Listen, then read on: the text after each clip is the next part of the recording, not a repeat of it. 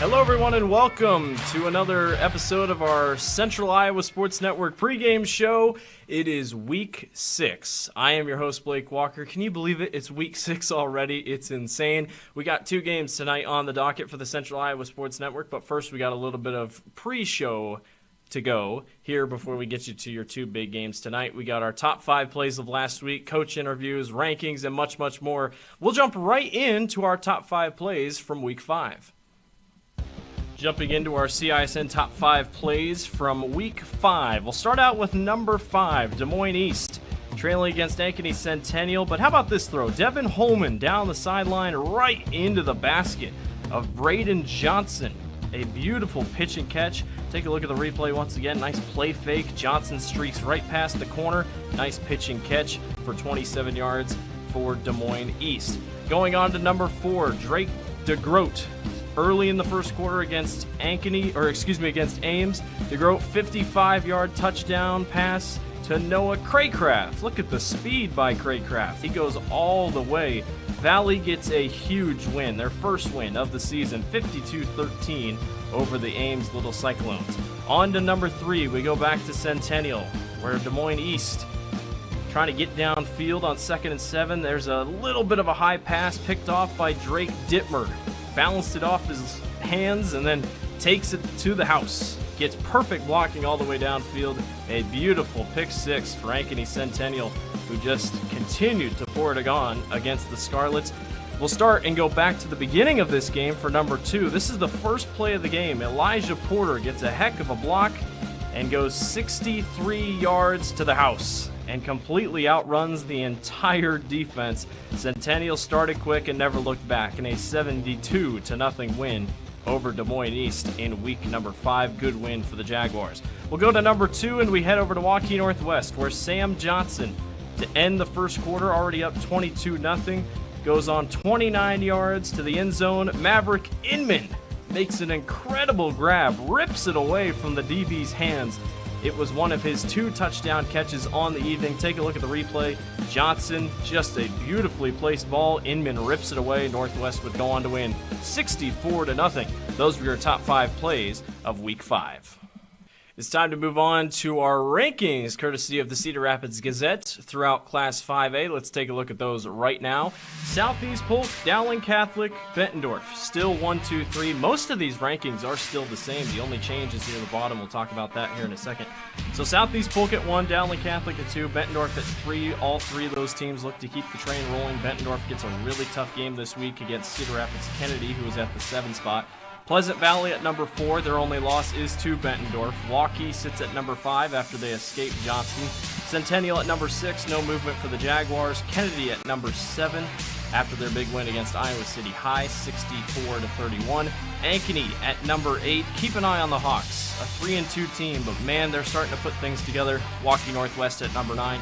Johnston drops out of the top 10 and is replaced by Cedar Rapids Prairie, who gets a big game against Ankeny this week. That is your top 10 rankings. Thank you to the Cedar Rapids Gazette for providing those. We're going to take a break. We'll be back with coach interviews ahead of our big games tonight. You're watching the Central Iowa Sports Network pregame show.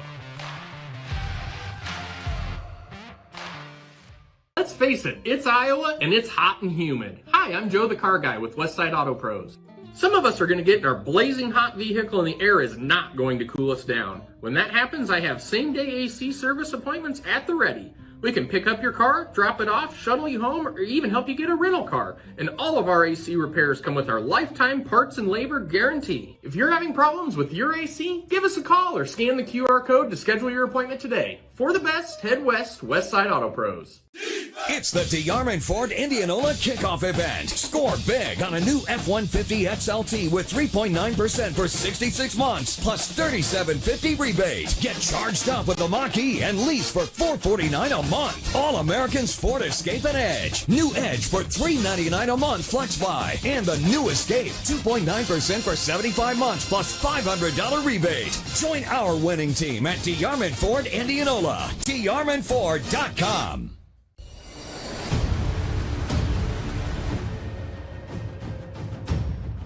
Hey, you two, we all want to be winners, right? The winning drive comes from choosing unleaded 88, a cleaner burning fuel made from corn. That way, we all win. Now give me some wins.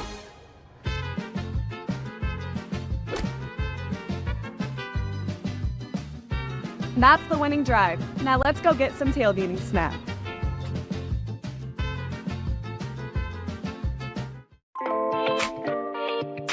Hi, this is Chris from Fireplace Superstore. Spring will be here soon, and our selection of patio furniture is fantastic, but it won't be that way forever. If you want to get furniture for your deck this summer, come see us now. All the best brands and the best selection. And if you want a special order for this summer, we still have time to do that. Come see us now, Fireplace Superstore, 109th and Douglas in Urbandale.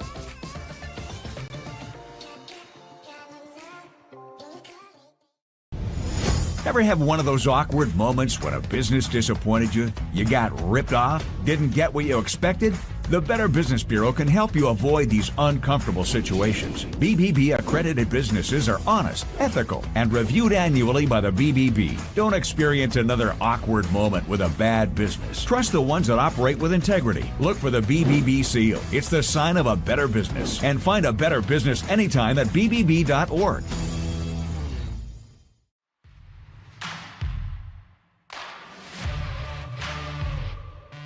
Welcome back to the CISN Football Pregame Show. I am your host, Blake Walker. Got a couple coach interviews here tonight before we set you off to the big game. Dar Danielson had a chance to sit down with Coach Swenson and Coach Kapatich of Valley and Waukee Northwest to talk about their big game against one another this evening. Joining us now is the head coach of Waukee Northwest and getting ready for the game against Valley. And Coach, 3-2 at this point in the season. How you feeling about where you're at and where you want to be at this point in the season right now as we head toward the final run here? Yeah, I mean, I think we feel good about where we're at. Obviously we'd like to win them all, but the goal is to keep getting better each week, and we really just take it 1 week at a time. And so right now we're focused on playing a really good Valley team. And those losses are pretty close games, really. Nothing too outrageous where you really got hammered or anything like that. They've been pretty close games, haven't they? Yeah, I mean, Johnston, we had a chance on the last drive, go down and score and win the game, and didn't get it done. And Dowling was fairly close. I mean, it was a 4-quarter game, lost by 2 touchdowns. We had 3 turnovers and made too many mistakes. We weren't able to win the game. What do you like about your team right now, and what are some of the good things you're seeing out of them? Well, I think we've got a lot of good football players. I think we have kids that care, that care about the team, care about each other. I think we have kids that deal well with adversity. We've had to come from behind in 3 of our games. I think we practice pretty well. Our kids work hard. So overall, I mean, I like our team a lot. Looking ahead to the Valley here, they've had a rough start to the season, but got back on track last week. And no, they're always a tough team, no matter what their record is, aren't they? Yeah, I mean they're for sure the best 1-4 team in the state, and I know exactly. We've had the same thing the last couple of years. We started out the last 2 years 1-3. When you play these really tough schedules, your record doesn't really determine how good you are. Valley last year was 5-4, and I think the 15 seed. And they end up beating the 1 or 2 seed and made the state championship game. So we've been in that situation too. It's tough to be in when you've lost 3 or 4 games to some really good teams, and you're kind of backs against the wall, and every week's a playoff game. So they're a really, really talented. They brought back a ton of kids from their state championship team. So they're a really good team. What do you have to do then to beat them and be successful against them? First of all, we got to take care of the ball. That's gonna be by far the most important thing is taking care of the ball. Can't have turnovers. That hurt us, and I think our other losses. So can't have turnovers. Take care of the ball. We need to be able to run the football. I think that's critical, and then tackle really well on defense. Now, talking about this point in the season, do you start to look ahead to what you need to do to get in the playoffs, or do you talk about that? Or I know coaches like to say 1 week at a time, but that's got to be out there in the radar a little bit on you needed to win to have a winning record. Usually is what gets you in that cutoff into the playoffs at 5A. Yeah, I mean, not really. We don't look ahead too much. Just again, when you have just a really tough schedule and you've got so many quality opponents, you really have to take it 1 week at a time. I mean, with our schedule, we know that hey, if we can go 5-4, we're pretty confident we're in the playoffs. So we know that. But other than that, we're not really looking at where we're going to fall, who we're going to play. That'll all take care of itself. We're really just focused on. This is a huge game for us. Anytime you play Valley, it's a huge game. So we're really just focused on that this week. Yeah, because if you win, that takes care of it, doesn't it? Yeah, for the most part, yeah. Alrighty. Well, again, we appreciate you joining us here for a little preview of the game, and good luck to you. We'll see you on Friday night, Coach. All right, thank you. Joining us now is Valley head coach Gary Swenson, and Coach, you came out, got that big pass play early, kind of took control of that game with Ames, and I bet it felt good for you and the players and everybody just to get a win under your belt, didn't it? Well, absolutely. We didn't really care who we were playing, just to get a win. You start working in June, from a conditioning and lifting standpoint and skill development, and then you start with a preseason camp. You start practice August 7th, and we were, at the end of September, and we hadn't won a football game yet. So you need something good to happen to keep everybody believing that you're on the right track. And that was the best part of last Friday. Yeah, and it just seemed like you took control early and you didn't have you got that momentum. You didn't have the mistakes and penalties and things like you've had in some of the other games that kind of killed your drives. You're able to finish those drives, weren't you? Yeah, we didn't beat ourselves like we had in other games. And I hate to use the term beat ourselves, because we got beat by good football teams. We didn't make it more difficult for ourselves, I should have said, by stopping drives with foolish penalties. We had a couple, but not bad. I think we were just the better team. I mean, they're pretty young, and they're kind of just getting their program back on track. But it didn't matter to us. It didn't matter who we were playing. We just wanted to get a win, and it was a good night for us. It seemed like your quarterback, DeGrode, he's kind of settled in too, and he's kind of, he got a little more time there in live action in the game, and he seemed to settle down and play a pretty good game, didn't you think? Well, I think so. He's start the year, he was playing in the 9th grade games, and we bumped him, in the sophomore games, and we bumped him up, pretty quickly. So it does take some time. I think from a confidence standpoint, he's okay. I think he really believes in his own ability.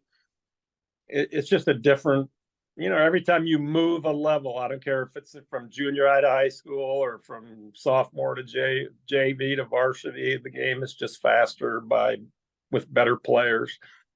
So it takes a little adjusting, and he'll get another challenge now, this week against a good team. Mm-hmm. What do you see at Northwest what do you have to do against them to be successful? Well, I mean, they have good players across the board. They're a good football team. If you compare scores, they beat Waukee. We did not. We both lost to Dowling by a couple touchdowns. I think both played competitively, but, weren't able to win. I think it's a fairly even matchup. I got a couple linebackers that we really like that were All-State a year ago. And they have a quarterback who's just faster than anybody on the field, when he's out there. So we got to try to limit his big plays and see if we can't, maintain some consistency that we felt like we started last week. Well, the defensive side has been fairly sound through most of these games. We've talked about it. You haven't given up a whole lot of points till a couple of them late in the game and against Waukee, but they've been a fairly sound unit for you, haven't they? I think so. And I thought, even at Waukee, we gave up 2 big plays. One was at the end when the game had been decided. We had the long screen pass that covered about 70 yards in that play. That was a backbreaker. But other than that, we've been fairly consistent. I mean, it's a defense against a good team that's going to struggle at times getting off the field. I think the big play capability on both sides of the ball, we knew coming into this year was going to be somewhat limited. And it shows up against those really good teams. Now, when you get to this point in the season, if you've been doing your work and practice every day, your improvement should show on Friday night. The question is it enough against any given team to win a football game? Some nights you're just not as good as the other football team. And to beat a team like that, you have to really have some highlight plays or they have to have a pretty bad night. So I think this will be an even game. I think we can win this football game. Now, talking about the point in the season, you guys, perennially make the playoffs. Are you thinking about that right now, or are you still at the point where let's just win the game and see what happens ahead? Or do you think you have to win out, or do you even think about that at all yet? Well, we think about it. I'd be lying if I said we didn't. I mean, everybody looks down the road and, we dug ourselves a pretty big hole to start the year. And last year, nobody made the playoffs that wasn't above 500. So I don't know this year if that's feasible or not. 5-4 is usually the cutoff, and our RPI is always favorable because our schedule is full of good football teams that have winning records. But to a point, we were the 14th seed a year ago at 5-4. And there were a couple of 6-3s that were below us, but it would be tough to qualify if you're not at or above that 500 mark. Well, I know it doesn't matter if you're player, coach, or fan, coming into the next game behind a win. It's a lot better than the alternative, isn't it? No question. It's always makes it easier to go back to work, on Sunday with coaches and kids and practice throughout the week. So, yeah, it makes everything seem better. All right. Well, we appreciate you. You always join us, win or lose, and we appreciate that. And good luck here on Friday night. Thank you, Dar. That's Valley head coach Gary Swenson here on CISN.TV. Once again, we want to take an opportunity to thank all the head coaches that sit down and chat with us every single week. We really appreciate it greatly, and gives you, the audience, a chance to see what they're thinking going into the big game. We got one more break, and then we'll wrap things up with the take a look at the top games of the week and a couple more final thoughts before we get you to the big game. We'll be right back. You're watching the Central Iowa Sports Network pregame show. Let's face it, it's Iowa and it's hot and humid. Hi, I'm Joe the Car Guy with Westside Auto Pros. Some of us are going to get in our blazing hot vehicle and the air is not going to cool us down. When that happens, I have same-day AC service appointments at the ready. We can pick up your car, drop it off, shuttle you home, or even help you get a rental car. And all of our AC repairs come with our lifetime parts and labor guarantee. If you're having problems with your AC, give us a call or scan the QR code to schedule your appointment today. For the best, head west, Westside Auto Pros. Free Godfather's Pizza begins with the download. Order through my new online ordering app and start earning free pizza and sides. It's easy. Download the Godfather's Pizza online ordering app today. Do it. New trucks are arriving daily during Schottenkirk Chevy's Truckload Kickoff event. Over 1,200 vehicles. WaukeeChevy.com. Inventory changes hourly. Don't see exactly what you want? Build, price, and order direct from the factory. To better serve you, we've doubled the size of our service department. We need more team members. Go to WaukeeChevy.com to see our job openings. The Truckload Kickoff event. Find new roads to Schottenkirk Waukee Chevy. WaukeeChevy.com. When you need to conquer the drifts on your property, get the job done your way. The Western Defender Compact Snowplow. All the professional grade features in just the right size for your mid-sized pickup or SUV. Easy to attach and easy to use. Get the performance to plow like this and finish like this. Western. More jobs done faster. Visit Truck Equipment Inc. today at truckequipmentinc.com. Iowans are working hard, but high prices make it even harder to keep food on the table. Record numbers need help. Your neighbors, your friends, your community. Stopping hunger starts here. Hi, this is Chris from Fireplace Superstore. Spring will be here soon, and our selection of patio furniture is fantastic, but it won't be that way forever. If you want to get furniture for your deck this summer, come see us now. All the best brands and the best selection. And if you want a special order for this summer, we still have time to do that. Come see us now, Fireplace Superstore, 109th and Douglas in Urbandale.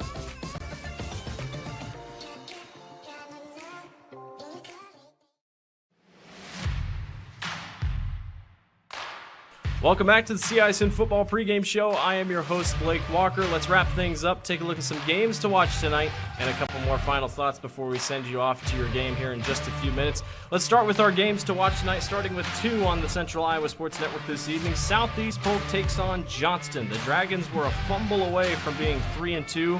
And in Coach Zelenovich's words, Johnston is a few plays away from being 5-0. Keep an eye on that Dragons defense. They will be an issue tonight versus Southeast Polk. Valley takes on Waukee Northwest. Pretty much a one big final challenge for Northwest before they get the season off and rolling toward the end of it. Valley trying to build off the win against Ames last week. The Tigers are in must-win mode to get to the playoffs. Dowling Catholic taking on Ankeny Centennial. That game's over on WHL 13 tonight. Dowling Catholic tries to remain undefeated. Centennial trying not to slip to 3-3, but if they do, they're still one of the best 3-3 teams in the state. The Jags have a chance to upset the Maroons. A couple more games out east that we want to keep an eye on. Cedar Rapids Kennedy takes on Bettendorf. Kennedy, the top prolific passing attack in Class 5A, takes on a tough defensive Bettendorf Bulldog team that's only given up 8 points per game. Something's going to give tonight. Can the Bulldogs remain undefeated with their first true test on the season? Cedar Rapids Prairie takes on Ankeny, 2 3-2 teams. Ankeny, I tell you what, they're really good. They're getting better. Keep an eye out for that one. And then Cedar Falls takes on Pleasant Valley. PV trying to stay atop of some rankings at the number 4 position in the Cedar Rapids Gazette. Drake Gelhaus and Cedar Falls will be ready. That should be a good game over there in eastern Iowa. That will do it for us here on the CISN Football Pregame Show. We appreciate everyone for watching. I'm Blake Walker saying so long. Enjoy your Football Friday.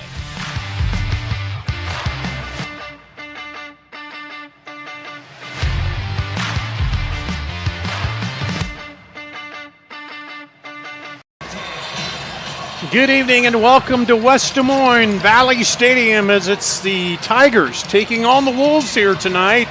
In a big game in Week 6 already, as these two teams both fighting right now for a playoff spot. As we look at it tonight, Hunter, let's talk about these two teams. I know Valley just got their first win. They have a little less margin because they pretty much need to run the table here in the last few games to ensure a 5-win season and a possibility of getting in the playoffs. Waukee Northwest, a little more room there with a 3-2 record to possibly get into the playoffs. But for both of these, it comes down to RPI. You beat a better team, you know. It's a big game all around for both of these teams. Oh, it's a must-win for both sides. And beginning with the Valley Tigers and your conversation there in the pregame with Coach Swenson, I mean, he made no bones about it that this is a must-win. especially from here and here on out, but just focusing on the task at hand. Looked like a revamped team last week against Ames. They scored on, I believe, their third play from scrimmage, and that was the fast start that really catapulted them against Ames. Waukee Northwest, they're also coming off a bounce-back win. Really impressive against Waterloo West. I tell you, Gar, this has the makings of being one of those old-school games that's going to be dictated in the trenches. Both of these teams love to run the football. It's going to come down to who can protect the quarterback, who can make the plays out on the outside in the perimeter in the passing game. Going to be a really, really entertaining game here tonight. And for Northwest, they're a team that obviously a newer team, so they're building toward that level of expecting to be in the playoffs. Valley expects it. That might be maybe a little more edge. They have to come through and win the games, but for Waukee Northwest, it's been that constant since they opened the school, trying to build the team up to where you're at a level where you could compete constantly with the Valleys, with the Dowlings, with the, Johnston, with the Centennial, with the Ankeny, so they're still a little bit in that building stage, but off to a good start this year. They really are, and it's led by their quarterback, who is going to be so dangerous on the ground, Sam Johnson. He is such an electrifying talent when he's out there in between the tackles or an open space, and for Valley, meanwhile, they're going to look to get things going on the ground as well. All right, let's take a break. We'll do that. We'll come back and get ready for the start of this ball game. Coming up after this on CISN.TV. It's the DeArmond Ford Indianola kickoff event. Score big on a new F-150 XLT with 3.9% for 66 months, plus $3,750 rebate. Get charged up with a Mach-E and lease for $449 a month. All Americans Ford Escape and Edge. New Edge for $399 a month flex buy. And the new Escape, 2.9% for 75 months, plus $500 rebate. Join our winning team at DeArmond Ford Indianola. DeArmondFord.com.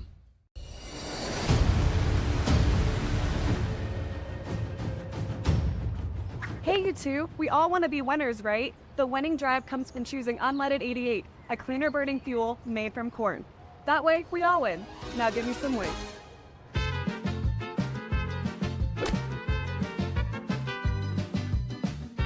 That's the winning drive. Now let's go get some tailgating snacks. Let's face it, it's Iowa and it's hot and humid. Hi, I'm Joe the Car Guy with Westside Auto Pros. Some of us are going to get in our blazing hot vehicle and the air is not going to cool us down. When that happens, I have same-day AC service appointments at the ready. We can pick up your car, drop it off, shuttle you home, or even help you get a rental car. And all of our AC repairs come with our lifetime parts and labor guarantee. If you're having problems with your AC, give us a call or scan the QR code to schedule your appointment today. For the best, head west, Westside Auto Pros. Western lets your UTV power through the storm. The Impact V Plow and Impact Straight Blade, with the features the pros demand. Custom tailored for your UTV. And to keep your work top-notch, rely on the Tornado UTV Hopper Spreader. Now that's a job well done. Western, more jobs done faster. Visit Truck Equipment Inc. today at truckequipmentinc.com. Iowans are working hard, but high prices make it even harder to keep food on the table. Record numbers need help. Your neighbors, your friends, your community. Stopping hunger starts here. And we're ready for kickoff here at Valley Stadium in West Des Moines. Dar Danielson, Hunter Phillips. Valley won the toss, deferred. They'll kick off. They're in the orange uniforms. You see them on the right of your screen. Northwest Wolves will be in the white uniforms tonight with their blue pants. And you'll see more of them come into the screen as the kick goes back. It's going to go into the end zone, be taken there by Caleb James. It'll be a touchback, and Waukee Northwest starts out 1st and 10 at the 20 here. And we talked about it, Sam Johnson. He's got 7 rushing TDs, 6 passing TDs, and 8 interceptions on the season. So, or did I read that wrong? Wait a minute. Yep. So we know he can run the ball, he can pass the ball, but maybe a little better running out of that position. Yeah, and so for Valley in the scouting report, you really want to deny him as many touches as possible, make him be a thrower. And off to the Woodruff, the up back, and he is pulled down from behind there right away as he was trying to get some speed up. And loses a yard on the play. 2nd and 11 at the 19. They sent trips to the right. Handoff, now wing it out in the flat. Caught out there by Maverick Inman. And he is knocked out of bounds just shy of the first down yardage. A little bit of jawing going on afterward. These two, even though it is a fairly new rivalry, there's going to be a lot of physicality tonight as there is a player for Valley down. Pinks came in and gave him a good shoulder to knock him out of bounds. Legal hit, but laid the shoulder into him. And as you say, there's a player down for Valley there along the sideline. That is... Looks like it's Sam Swanson. Sam Swanson. One of their senior defensive backs. But going back to Maverick Inman, he had 2 receiving touchdowns last week, and so you know that is going to be a reliable target for Johnson all night long. If he's able to make those kind of throws, that's really going to, again, push the limits of this Valley defense, and it's certainly good to see Sam Swanson be able to get up on his 2 feet. And when you got a guy named Maverick, you got to get him the ball, don't you? I mean, come on. And one thing Gary Swenson talked about, he said, we came out of that game pretty, as injuries have been their bugaboo all year, he said we came out of the Ames game really good. Not too bad a situation there. So 3rd and 1, handoff up the middle, has a big hole, 40, 45, 50. Peaks will run him down, but not before he gets down to the 33, 32-yard line. All the way over, they're going to mark him at the 31. Let's take a look at this big run. They hand it into him, and he busts through there. And just, that's Caleb James. And he gets it all the way down to the 33 for a big run. There's James, takes the fake outside, and Johnson tries to run up the middle for nothing.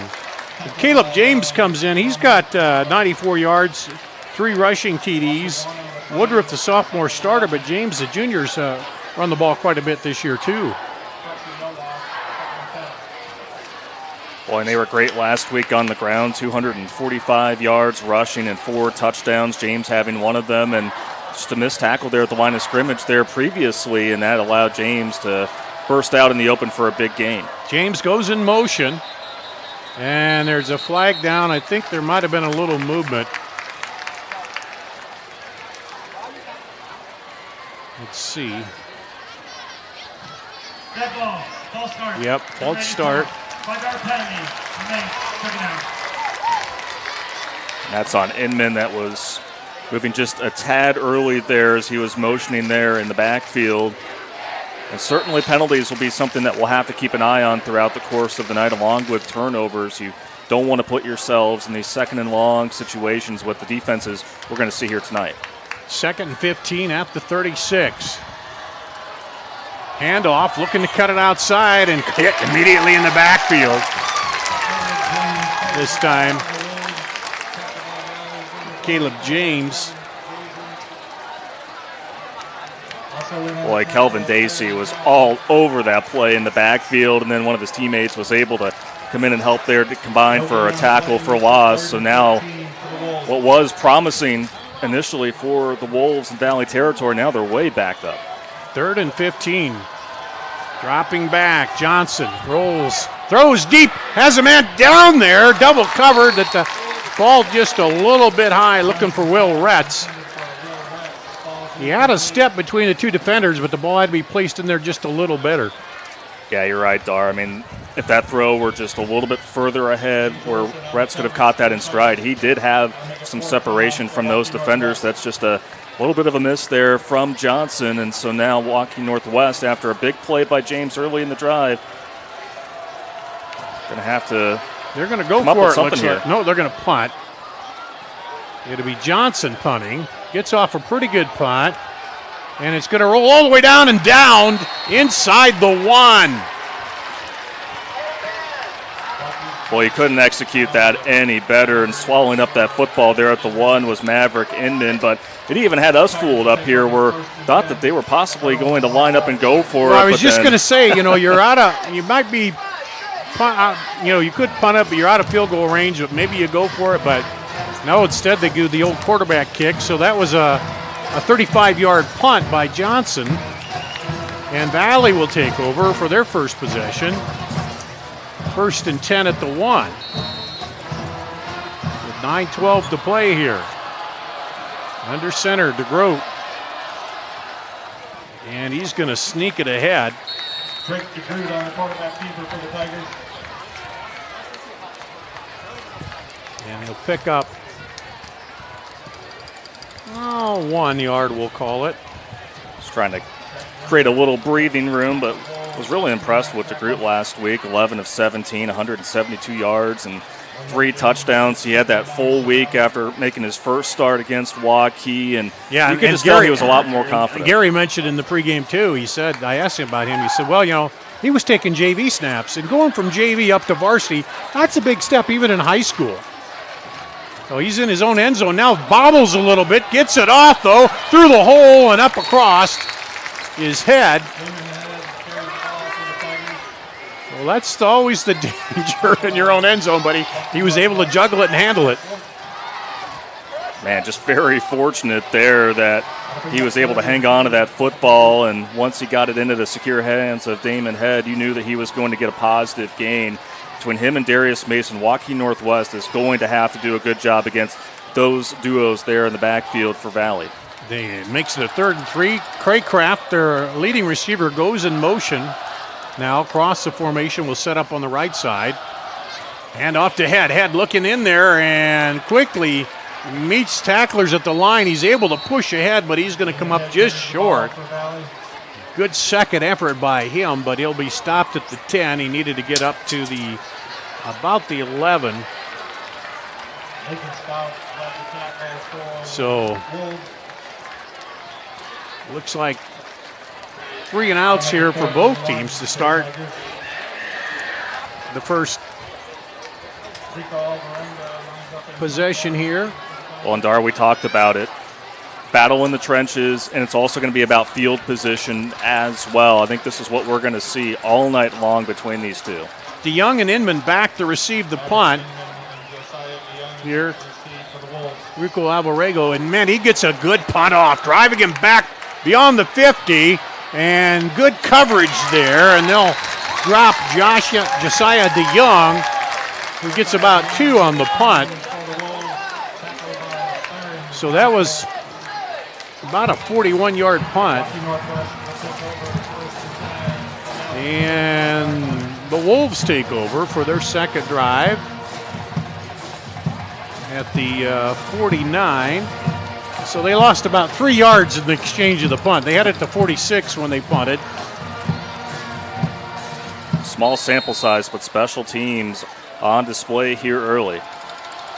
Johnson fakes it, wings it out to the receiver out in the flat, and he'll quickly scoot up and get about 5. That's Will Retz out there. Van Arkeloin on the tackle. Well, and Dar, you knew that this was a big game for many reasons, but especially because Waukee Northwest hasn't won on the road this year. They've struggled. Played, of course, here at Valley Stadium against Dowling Catholic, fell short in that Johnson to begin the year. Want to get off to a good start. There's a handoff to the back as he comes around, and you just get beyond the line of scrimmage for a pickup of 1. That's Caleb James again. So that brings up a 3rd and 4 here. They're going to come up to the line quickly. Northwest. Low snap, looking. Johnson rolling, a little pressure. Now rolls out, throws on the run. Picked off. Picked off by Valley.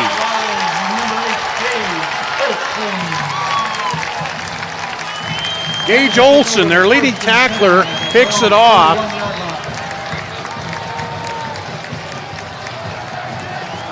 and you just cannot throw this football. If you're Sam Johnson, you roll off to your left. Great pursuit, and then look at all the orange jerseys right there. That's just a forced throw, and now you give Valley really good field position. And that's hard. The right-hander trying to throw back against your body the other way. It's a big no-no. Again, there's one guy I know of who could do that, and he plays for the Chiefs, and he's about the only one who can throw those contorted passes. That's Patrick Mahomes, right? Yeah. But now Valley gets it back on the turnover. And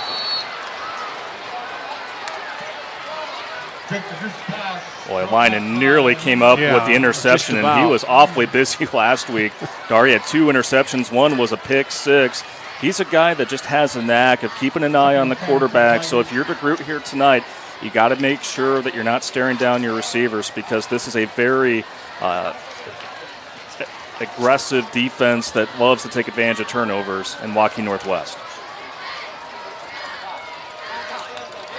Here's DeGroot, hands it off. Running back, cuts up the hole, busts through, cross for the first down. Head on the carry. Man, he showed a big burst of speed early there. You see it here. Look at that. He saw the hole and he just ran through there, and he didn't get hit until the linebacker finally hit him there.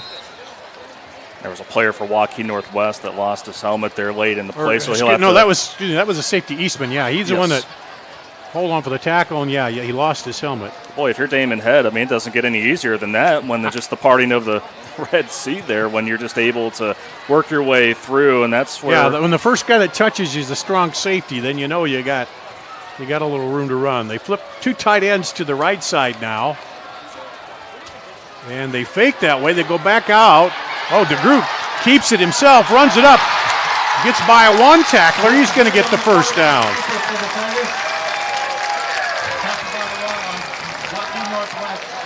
And this is why Coach Swenson is really high on this young man, because he could have easily thrown that ball to his left and forced it there, but instead he just used his feet and got a positive gain. Good look at it right there as he just took off and made a big play out of it.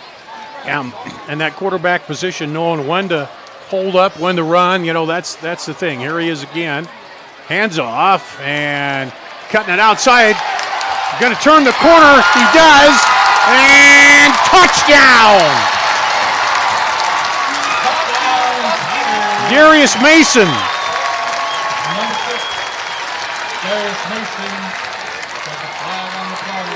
There is a flag down, though.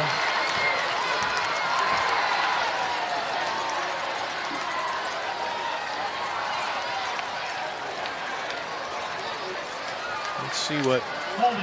Yep, holding on Valley, their first penalty tonight.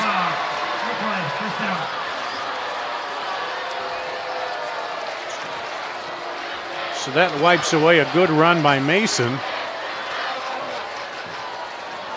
And again, we talked about it last week, the combo backs, Head and Mason, are so good. Yeah, that was Mason's first carry here tonight, and you get a good look right there, and that was Jaden McGregory there on the outside that had a little bit of a tug of the jersey. It was enough, but I tell you, see how this affects Valley, because they were really in a rhythm offensively, and see if Waukee Northwest can kind of drum up something here on defense. So with the spot of the foul, it moves it back. There's a blow up right in the middle. As DeGroot wanted to get it to Head, but the defenders were in there so quick. Lynan, one of the linebackers, was in quickly. And they blew that up before he could even get the handoff off. And that's what he does. I mean, he can attack you in the box there and get in the backfield, or be able to make plays out there in the defensive backfield. Team captain already off to a strong start here in this first quarter. So here comes Valley. A loss of 5 on that one. And he's going to keep it himself. DeGroot outside. He's going to get close to the first down. Boy, he can move, can he? Yeah. We didn't see him run that much last week, but he didn't really have to because Mason and Head were really. So he picks up about 13 there, makes it 3rd and 2. At the 29. Valley's second possession here. They send a receiver to each side and flip the 2 tight ends to the right. Headed off. A good sidestep and up the middle. Down to the 15. Head. Just a nice little side shuffle there. I tell you, he is just such an impressive running back because of his overall vision and just can shift so quickly. You just saw right there. Just Lineman had him in the bullseye, and he just shifted right by him, using that linebacker's momentum against him. And now it's 1st and 10 at the 15 for Valley. Got a flag there on the far sideline. Dead ball. Offside. Offense. Number 66. Line up in the neutral zone. 5 yards. First down. See on Ben Rickard, and you normally don't see that called, especially against an offensive lineman, but another penalty on the Tigers will back him up a little bit. Yeah, the linemen usually, now the receivers, they'll come out and they'll point to the official, say, am I okay? But usually the lineman, you're right, you don't see that. Hand off to Head, he stops, ships the tackle, down the sideline, touchdown! Touchdown, Tigers!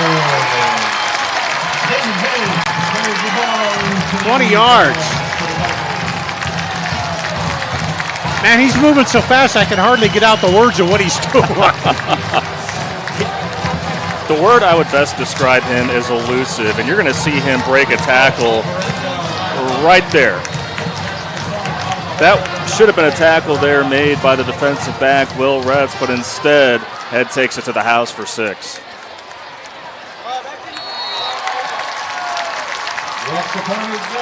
Extra point is good. We'll take a break, come back with a kickoff after this on CISN.TV. Let's face it, it's Iowa and it's hot and humid. Hi, I'm Joe the Car Guy with Westside Auto Pros. Some of us are going to get in our blazing hot vehicle and the air is not going to cool us down. When that happens, I have same-day AC service appointments at the ready. We can pick up your car, drop it off, shuttle you home, or even help you get a rental car. And all of our AC repairs come with our lifetime parts and labor guarantee. If you're having problems with your AC, give us a call or scan the QR code to schedule your appointment today. For the best, head west, Westside Auto Pros. Free Godfather's Pizza begins with the download. Order through my new online ordering app and start earning free pizza and sides. It's easy. Download the Godfather's Pizza online ordering app today. Here at Valley High School in West Des Moines, the Tigers turn an interception into points. And they take it, 41 yards. And Damon Head gets his 3rd touchdown, rushing touchdown of the season, and they go on top 7-0. And now they'll kick off to Northwest.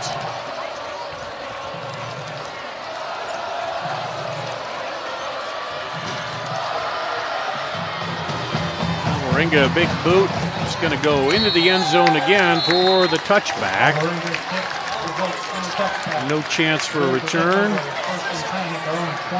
there for Caleb James. And it'll be 1st and 10 at the 20. So, Dar, I'll be really curious how Sam Johnson really approaches this series right here and how the offensive coordinator approaches this. Coming off that interception, probably a little bit rattled. I have to keep him calm here because still very early. 2 receivers to the right. He fakes it. He'll run it up the middle. And that may be a way to get him out of his nerves too a little bit. Let him run the ball, get a little contact, and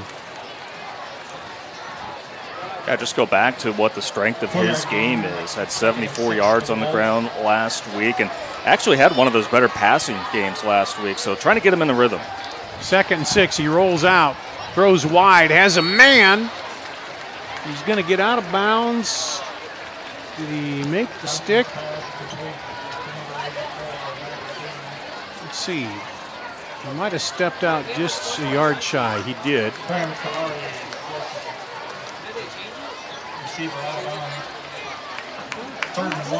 Third and one here for Northwest. Handoff back into the hole. Nothing there. He'll try to get back outside and nowhere to go. Woodruff.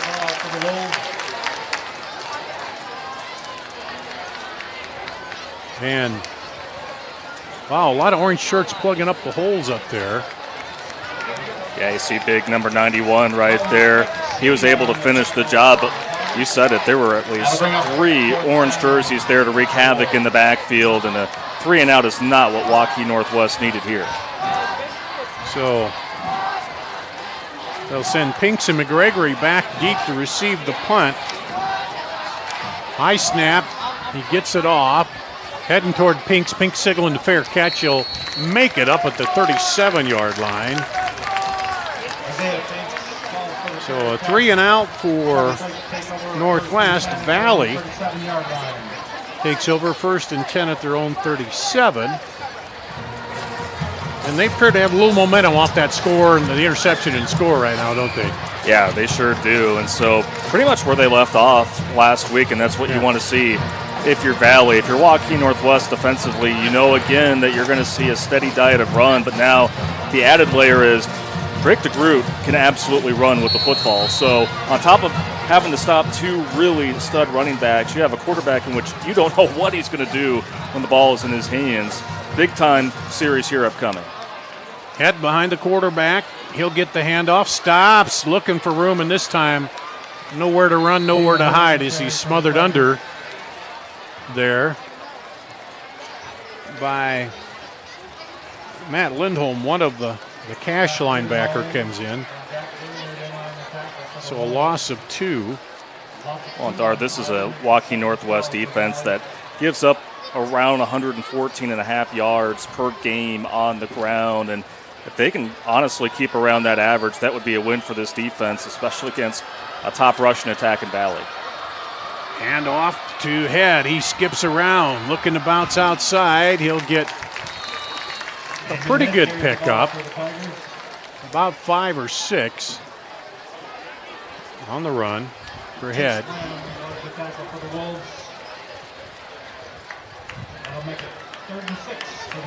And he'll come out. Jaden Brown will come in, another wide receiver on 3rd and 6.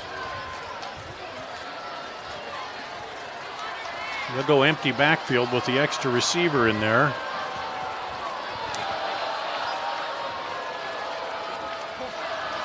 Dropping back, looking, throws across the top, has a man! Beautiful strike!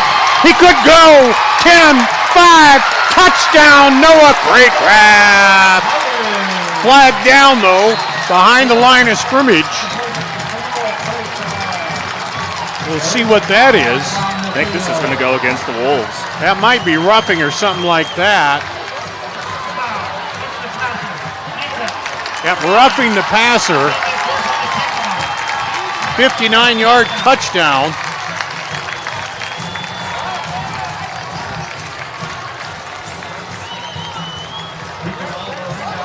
Boy, this offense is high flying with Greg DeGroot and Noah Craycraft's 2nd consecutive game with a touchdown. And this is just Craycraft beating his man. Yeah, and he threw it right up over the top of the defender, Stout, and man, Craycraft gets the catch. Here's the extra point. It is good. And Valley's up 14-0 here with 12 seconds to go in the first quarter. We'll keep it right here. And for Craycraft, that's just his 2nd TD on the season. He leads the team with 22 catches, 243 yards. Of course, they had trying to get a quarterback with all the injuries. They didn't have a lot of passing. It was till just the last game where they had their first passing touchdown. But, man, DeGroot looks good in there, like he's heating up. I tell you, I mean, this offense is really heating up. And see the guys right there on the bench. And you know what? The offensive line, they've done a great job blocking in the run game. But then when you're able to establish the run, those are the kind of passes that really open things up. And so for Waukee Northwest, got a tough hill to climb, but still, a lot of game left. But, boy, this first quarter, not the way they wanted to start. But this offense for Valley, boy, they are heating up at the right time. And that was a pinpoint laser right to Craycroft's hands. In stride, sometimes the guys open, you overthrow him, you underthrow him, but that was, boom, right where you wanted. In stride, he took it all the way in. So we'll get the kickoff here from Alvarenga to Northwest.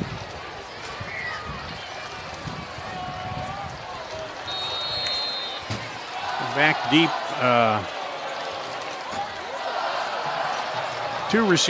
Two guys back deep for Northwest. One is Michael Dunnigan.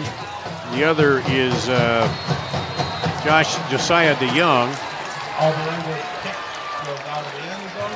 And that'll be a touchback. So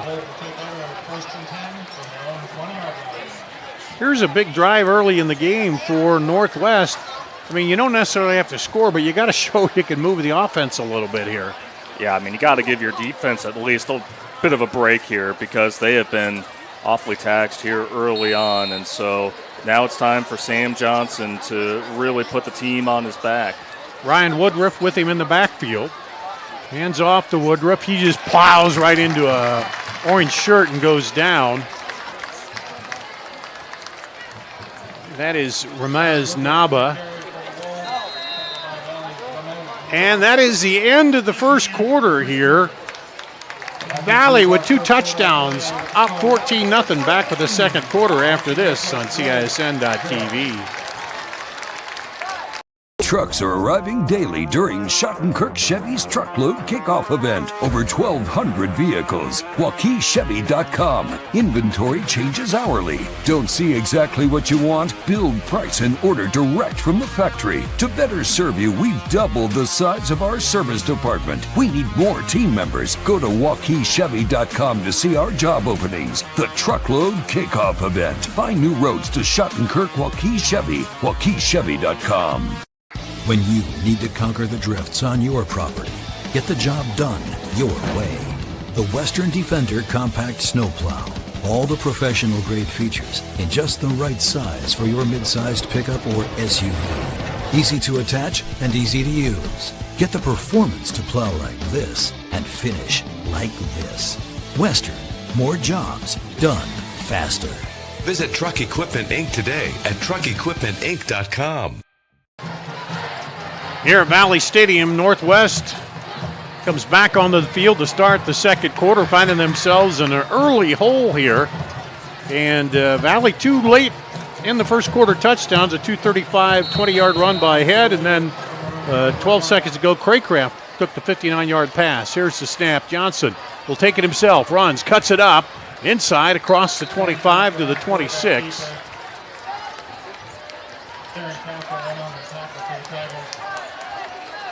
So you got to have a little bit of running game just so that Valley's defensive linemen can't pin their ears back and come right at you. But again, a big third down play here for Northwest. Fakes a handoff, slings it across, hits his man for the first down. That'll be Dunnigan, I believe. Yep, Michael Dunnigan with the catch. Well, it's suffice to say that was real important for Johnson to be able to get that nice, quick pass there and hook up for Dunnigan for the first time tonight. See if the Wolves can build off of it. Low snap, hands it off. Right up the middle, big yards on first down. Woodruff running hard there.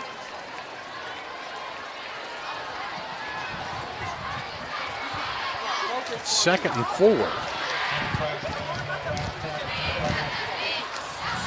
And Woodruff, just a sophomore for Waukee Northwest. We talked about at the top of the broadcast, a program that's still fairly new, and they have some good young players to build on.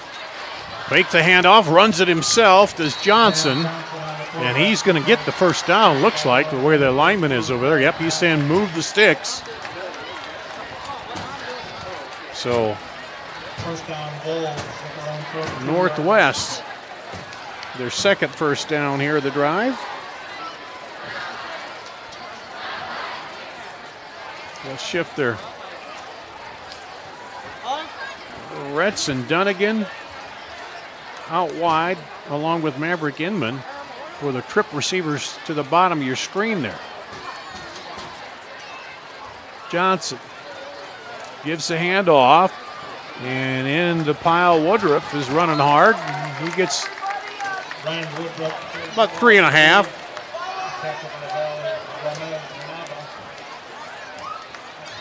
Naba, one of them in on the tackle there. Naba's a little slow to get up. He's been in the thick of a lot of plays there at the line of scrimmage, and I think we're going to have, indeed, an injury timeout. And he goes down to a knee there.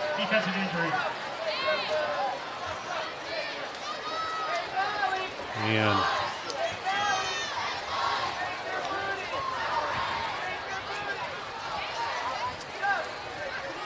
they're looking at Naba, so Dar, while we do have a moment while they're attending to the senior defensive lineman, a few score updates. Of course, another game that's going on the Central Iowa Sports Network out at the new stadium at Southeast Polk High School. Very good game going towards the end of the first quarter.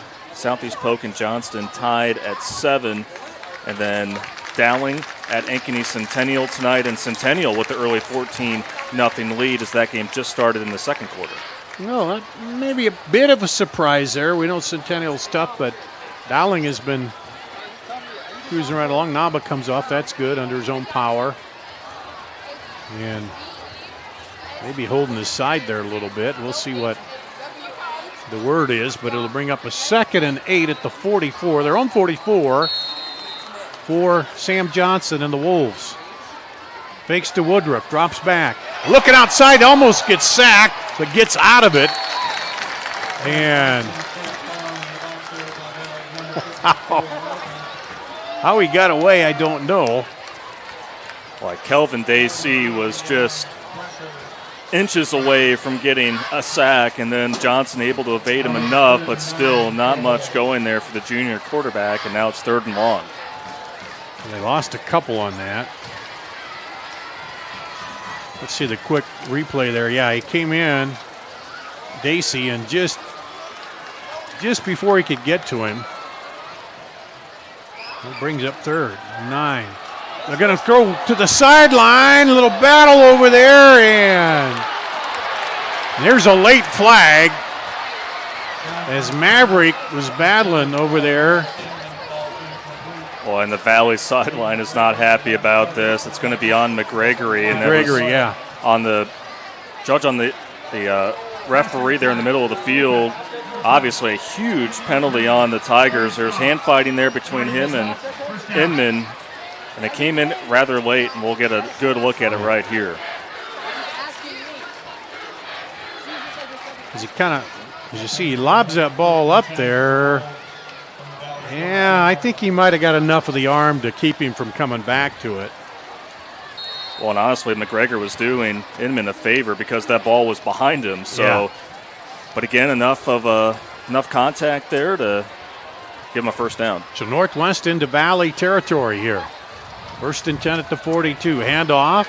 Woodruff cuts outside, but doesn't get far. Started to turn the corner, and the Tigers caught up with him. He'll get a couple on that. And another flag down, looks like.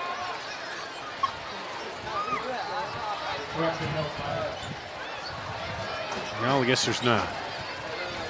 But still on the sideline for Valley with the need of the turf is Ramez Naba, and that is, again, just such a big loss for Valley, not only in the run game defensively, but also getting pressure on the quarterback.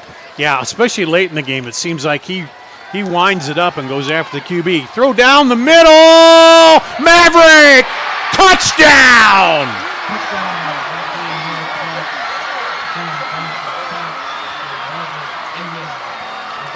Maverick requested a flyby, and he got it. Dare I say, Mavericks got the need for speed there, Inman, and this time his QB was able to hit him in stride. This is just a beautiful ball by Sam Johnson. Enough protection for him, and then he's able to drop it in the breadbasket. Just a beautiful throw there and a big touchdown. Maverick had to slow just a little bit to get it. And the extra point is good. We got a ball game, folks. 14-7, back with a kickoff after this on CISN.TV. Let's face it, it's Iowa and it's hot and humid. Hi, I'm Joe the Car Guy with Westside Auto Pros. Some of us are going to get in our blazing hot vehicle and the air is not going to cool us down. When that happens, I have same-day AC service appointments at the ready. We can pick up your car, drop it off, shuttle you home, or even help you get a rental car. And all of our AC repairs come with our lifetime parts and labor guarantee. If you're having problems with your AC, give us a call or scan the QR code to schedule your appointment today. For the best, head west, Westside Auto Pros. Iowans are working hard, but high prices make it even harder to keep food on the table. Record numbers need help. Your neighbors, your friends, your community. Stopping hunger starts here. Here we are at West Des Moines Valley, and they've colored the moon orange for the Valley Tigers here tonight, but a beautiful moon. We've had 4 supermoons this year. This is the last of them where the moon is at its closest spot. I only know that because I read it yesterday. Anyway, it was a moon shot from Anderson down to Maverick on that pass. What a big play there to get them right back in this ball game. They took advantage of the pass interference penalty prior to that on Jaden McGregory, and you knew Inman was going to reach the end zone at some point, but a big-time answer for the Wolves. There's the kick taken at the goal line. It didn't go in, so he's going to bring it out up across the 15, 20, 25, spins. Still going across the 30 up to the 32. And Isaiah Pinks with a 32-yard return. Just got to love the second effort right here. I mean, you know that you got to be able to step on the gas right away, but I tell you, Waukee Northwest just at times tonight have been a little loose with the tackling, and that was able to give them a good return. Here's now if their defense can come up with a stop, and you're right back in this ball game. The offense, did their job. They got the score. Let's see what the Wolves defense does here now against Valley, and how will Valley respond after the score. Running to the right is Head. He's going to be stacked up and out of bounds. He went in that Wildcat, which he will do sometimes. Or no, that's Pinks. No, that was Head. Okay. Pinks was in there with Head. Head got the snap.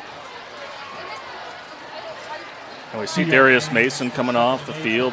Other than that one carry that was initially a touchdown but called back due to penalty, not haven't many seen a lot of touches him for him tonight. Valley sends 2 to the right. We move Noah Craycraft a little closer to the line there. Hand off to Head right into the line, and he'll get nothing there. Maybe lose a yard.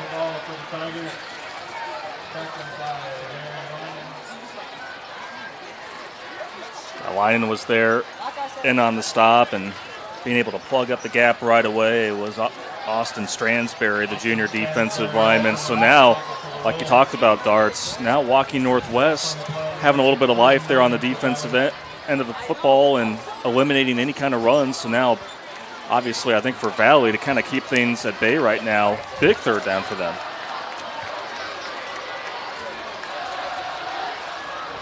And dropping back, looking, now rolling, still looking for a receiver, and he's just going to throw it away. I think Valley fans want a little late hit there. And there it is. That came awfully late. And I don't know if he said something or we'll have to see here. That's Chase Lamb, one of the top linebackers in the state, especially in 5A, the captain. I believe that was him that was in that play, as well as Jack Vineyard. Oh, okay. Oh, they're calling for grounding. I thought he had a receiver out here in the flat.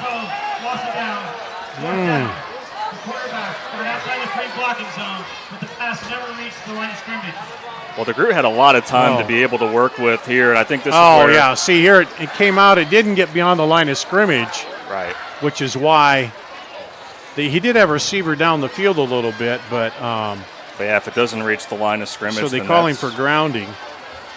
But I could see where the Valley sideline thought that may have been a little bit late of contact. Either way, it would have been negating penalties, but a big stand for the Waukee Northwest defense.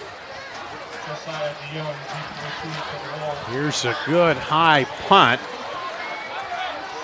Taken, and he slips as he turned to run with it. Was Josiah DeYoung. And the Wolves will take over, though, in good field position with a chance to tie it up here. So, 1st and 10 at the 44. With 6:02 to go in the first half. And Johnson will bring him out. Had a big strike the last time. And off. Woodruff cuts through there. Down to the 50.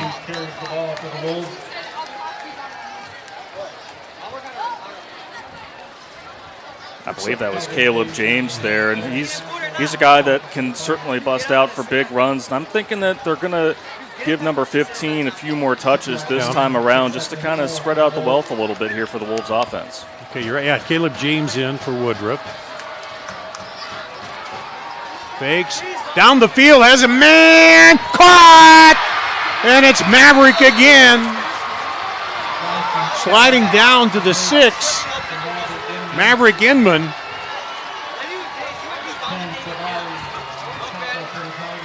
A 44-yard play. Drops back, looks, and then he's got a step on his man over there. And this time they caught him before the end zone, but sets him up in good position. Touchdown saving tackle there from Bari, but now Sam Johnson is really slinging it with confidence here in the later stages of the first half, as we're going to have a flag here near side, and this may get pushed back 5 yards on the Wolves offense. We'll see. Oh, other side, it'll be offside on the Tigers, so that much closer to the end zone for the Wolves, who are looking to tie this one up.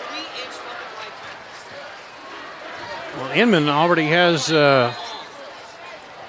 it's going to be close to 100 yards already in catches. They do a little flex shift there. And direct snap back. Going to try to run it in is Johnson. He'll be stopped short. Naba, who's back in there, made the stop. Good to see him back in. And he didn't pick up anything there. So it'll be 2nd and goal to 3. A lot of window dressing there on that last play. See if Wolves just pull ahead with Johnson. And off to the deep back, and touchdown! Northwest, Caleb James. From 3 yards out.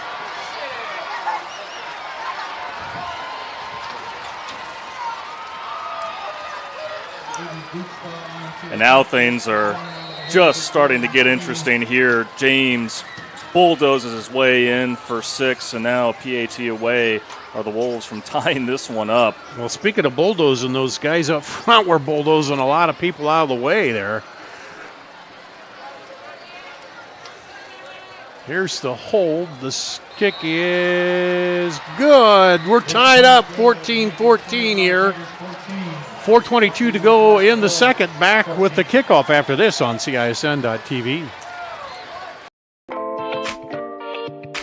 Hi, this is Chris from Fireplace Superstore. Spring will be here soon, and our selection of patio furniture is fantastic, but it won't be that way forever. If you want to get furniture for your deck this summer, come see us now. All the best brands and the best selection. And if you want a special order for this summer, we still have time to do that. Come see us now. Fireplace Superstore, 109th and Douglas in Urbandale.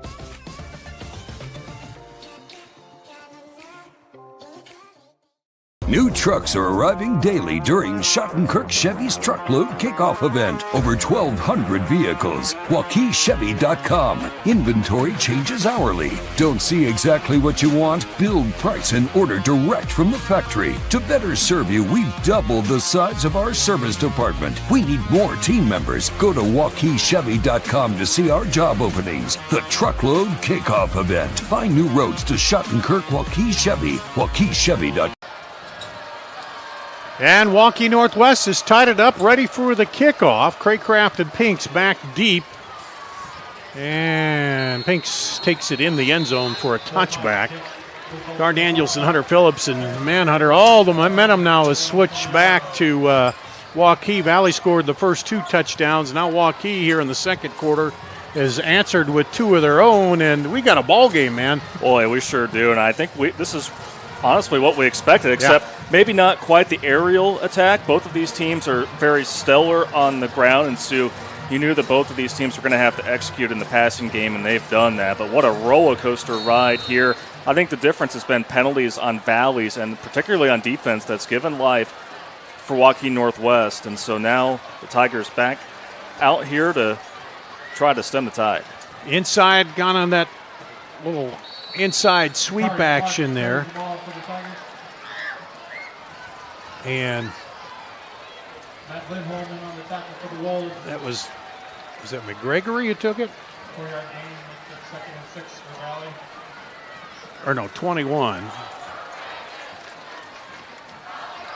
That's Jakari Clark, the junior running back, but still no Darius Mason. Really haven't seen him throughout the course of the night.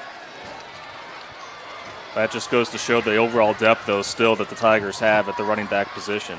He picks up 4. There's handoff to Head. Head follows his blockers. Pushes ahead for the first down marker. Looks like he's got it. He's just to the 30, which is where he had to get. Now here comes Mason in for Head, who will get a rest. Also to bring in Jaden Brown, another receiver for the Tigers. First and 10, Tigers from the 30-yard line. First and 10 at the 30 for Valley.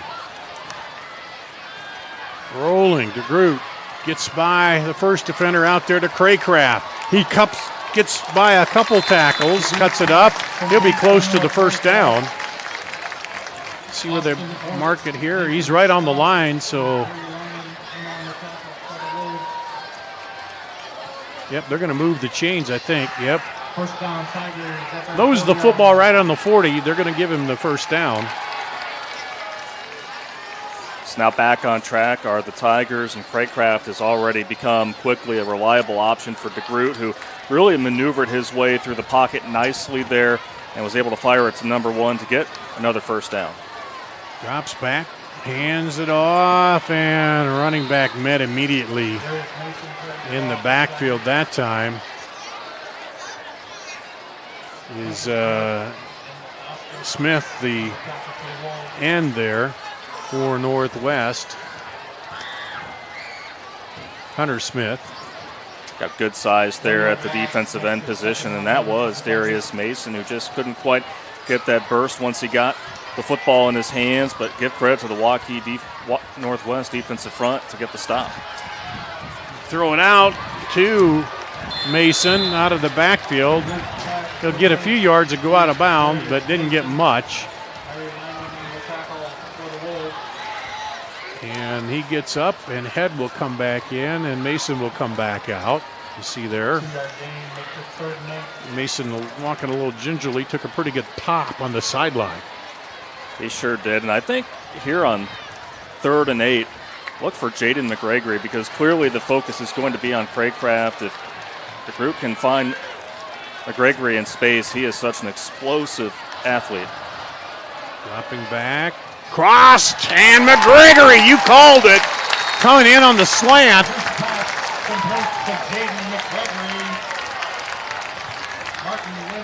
From your mouth to McGregory's hands is the pass, and it's a first down, Tigers at the 43. He runs just a terrific route. And look at the time he had there. Yep, he does. Right across, slants in, and ball right in his hands. DeGroot really feeling comfortable, I think, in that pocket back there now, too. Getting some time.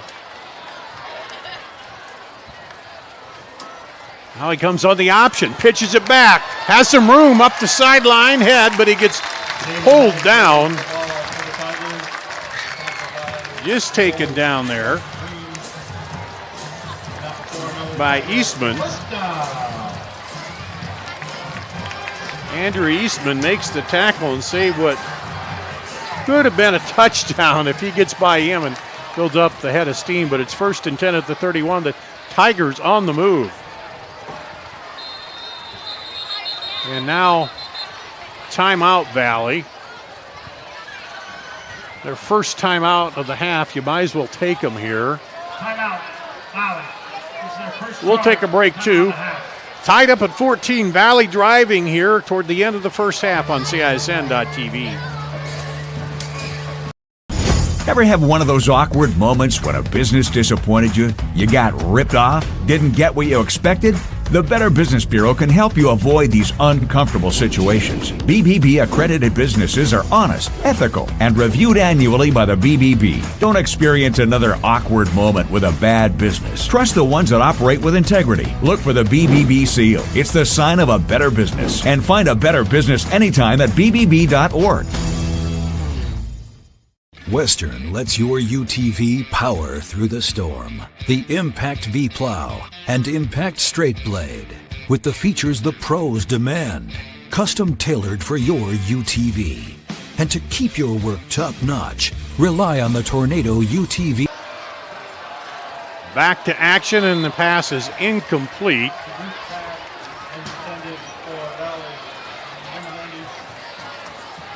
Valley took a timeout. Harry Linen back there on coverage. Looking for Jaden Brown, who had a touchdown grab last week, his one and only reception, and quickly read there by the Waukee Northwest defense. And so, yeah, Valley's offense has been moving very well balanced drive, and now they're hoping that they can cap it off with some points. Dropping back, looking high throw, but goes up and gets it. McGregory again. He's 6'2", and he showed a little ups there as he got up in the air and pulled it down. Valley's going to try to go without stopping the clock as we hit 1 minute to play first half. The group back. Hands off to head. He's looking for room. There's a flag flying in from the far side. Group hands off the ball to Damon Head. And it's going to be against Valley, I think. Chase Lamb and Henry Kennedy on the tackle for the Wolves.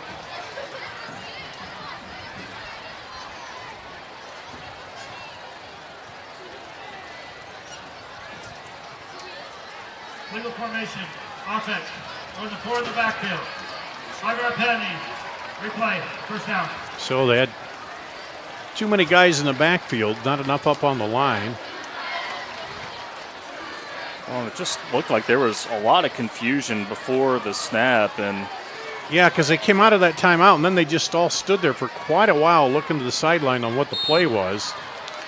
Now they come out a little bit of tight formation to the right. Looking, throws across the middle, has the tight end. He go down. Cronover. They're going to quickly get up so they can save the timeout. Second down, they clock it. Makes it third down. It's kind of surprising when you had 2 timeouts that they would, because that puts you at third down now. yeah, you had those 2 timeouts in the bank, so yeah, certainly curious decision there. So that certainly makes these 2 yards awfully important for the Tigers to try to gain. Jaden McGregor, high left. They're going to go to him. Hit him quick on the comeback. Gets by the defender. Touchdown, Tigers. McGregory from 9 yards out. Well, and you better get used to this connection right here, folks. Only sophomores break the route, and Jaden McGregory. McGregory was such a big part of that entire drive. And, boy, when the pressure's on, 3rd and short, give it to your playmaker, and he gets it in. And he gave him the little dipsy-do step around and got into the end zone. Here's the extra point. And good. Valley's back on top. Take a break, come back with a kickoff after this on CISN.TV. Trucks are arriving daily during Schottenkirk Chevy's Truckload Kickoff event. Over 1,200 vehicles. WaukeeChevy.com. Inventory changes hourly. Don't see exactly what you want? Build, price, and order direct from the factory. To better serve you, we've doubled the size of our service department. We need more team members. Go to WaukeeChevy.com to see our job openings. The Truckload Kickoff event. Find new roads to Schottenkirk Waukee Chevy. WaukeeChevy.com. Iowans are working hard, but high prices make it even harder to keep food on the table. Record numbers need help. Your neighbors, your friends, your community. Stopping hunger starts here. Back here at Valley, West Des Moines, the Tigers go 80 yards in 3 minutes, 58 seconds. And it's a 9-yard touchdown pass to Jaden McGregory. And they leave just 24 seconds on the clock for Northwest. So Valley scored the first 2 touchdowns in the first quarter. Waukee answered with 2 here in the second. Now Valley has answered with a touchdown, and we're getting into a shootout here. Not a lot of time left for Waukee Northwest, and they get the ball. But they've shown a big play strike ability too here. Gar Danielson, Hunter Phillips with you. Here's the kickoff. This one is high. Be taken at the 7. 30 and upended at the 35-yard line. DeYoung with the return.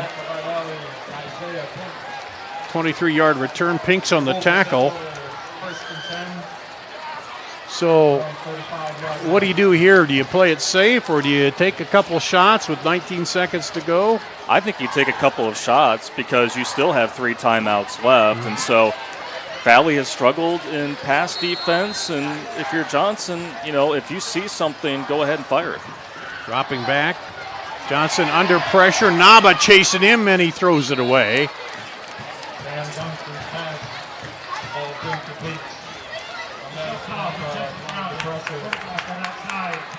Oh, that is. Just get clarification. Yeah, the ball. Unlike intentional grounding. Yeah, unlike with the Valley play, that one didn't. That one went beyond the line of scrimmage. Hand off. Woodruff. Still going.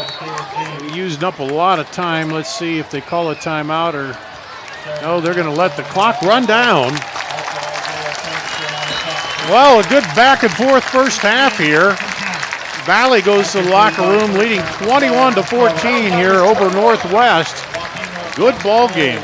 We'll take a break. We'll come back and recap the first half coming up after this on CISN.TV. It's the DeArmond Ford Indianola Kickoff Event. Score big on a new F-150 XLT with 3.9% for 66 months, plus $3,750 rebate. Get charged up with a Mach-E and lease for $449 a month. All Americans Ford Escape and Edge. New Edge for $399 a month FlexBuy. And the new Escape, 2.9% for 75 months, plus $500 rebate. Join our winning team at DeArmond Ford Indianola. DeArmondFord.com.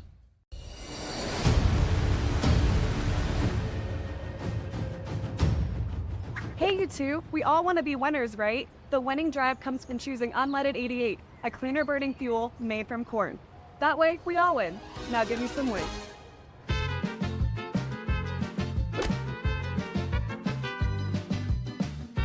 That's the winning drive. Now let's go get some tailgating snacks. Let's face it, it's Iowa and it's hot and humid. Hi, I'm Joe the Car Guy with Westside Auto Pros. Some of us are going to get in our blazing hot vehicle and the air is not going to cool us down. When that happens, I have same-day AC service appointments at the ready. We can pick up your car, drop it off, shuttle you home, or even help you get a rental car. And all of our AC repairs come with our lifetime parts and labor guarantee. If you're having problems with your AC, give us a call or scan the QR code to schedule your appointment today. For the best, head west, Westside Auto Pros. Ever have one of those awkward moments when a business disappointed you? You got ripped off? Didn't get what you expected? The Better Business Bureau can help you avoid these uncomfortable situations. BBB accredited businesses are honest, ethical, and reviewed annually by the BBB. Don't experience another awkward moment with a bad business. Trust the ones that operate with integrity. Look for the BBB seal. It's the sign of a better business. And find a better business anytime at bbb.org. Hi, this is Chris from Fireplace Superstore. Spring will be here soon, and our selection of patio furniture is fantastic. It won't be that way forever. If you want to get furniture for your deck this summer, come see us now. All the best brands and the best selection. And if you want a special order for this summer, we still have time to do that. Come see us now. Fireplace Superstore, 109th and Douglas in Urbandale.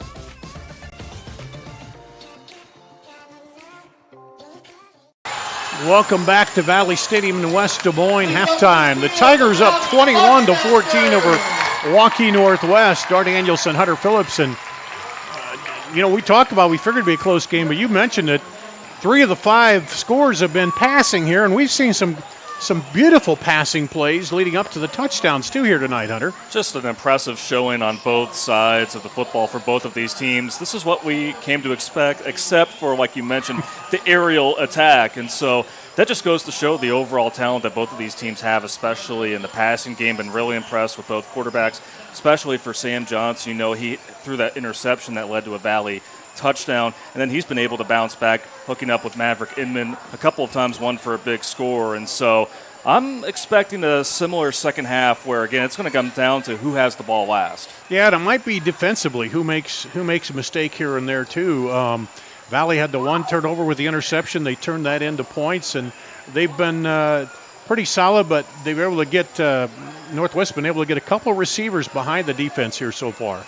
Yeah, just some breakdowns in coverage, which we didn't see to start for Valley's defense. But I'll tell you what, for Johnson just to continue to just stay positive and just start with the run, know what sticks best with you, and then to find your big-time playmakers, that's been a key for them. But I think the battle, which has been fun to watch throughout the night, and what we knew was going to be big in the trenches. Offensive lines, defensive lines have been really showing out, so it's going to be interesting to see how it plays out. I have a feeling we're going to see a turnover or two. It's going to come down to the wire. It might come down to one play here, yeah. And as Gary Swenson said, he has a quarterback who was taking JV snaps, and then because of injuries, he's thrust into the starting role here. And he said, I don't care where you're playing, JV to varsity, especially at this level, is a big move up. But we're starting to see him feel more comfortable back there. The linemen give him a little time. He knows he's run it a few times. He's getting a feel of the position back there, isn't he? He really is. And look, you get thrown into the Warriors out at Waukee, a top 10 team on the road to start. And so,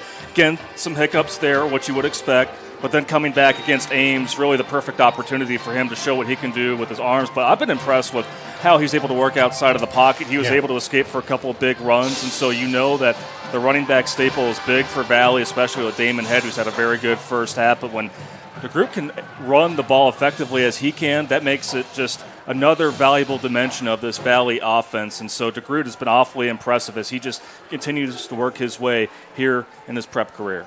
All righty, we're going to take a break. We'll come back. We'll run down the scoring a little bit more for you, a few more details on how that first half went here. Valley up 21-14 at the half here on CISN.TV.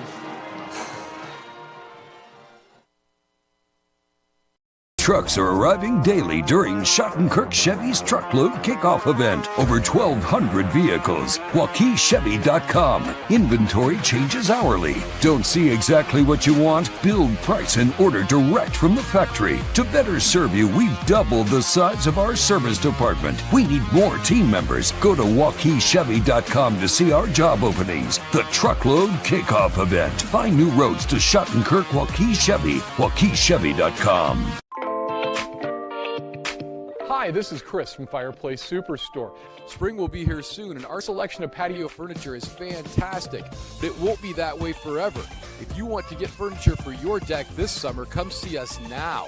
All the best brands and the best selection. And if you want a special order for this summer, we still have time to do that. Come see us now, Fireplace Superstore, 109th and Douglas in Urbandale.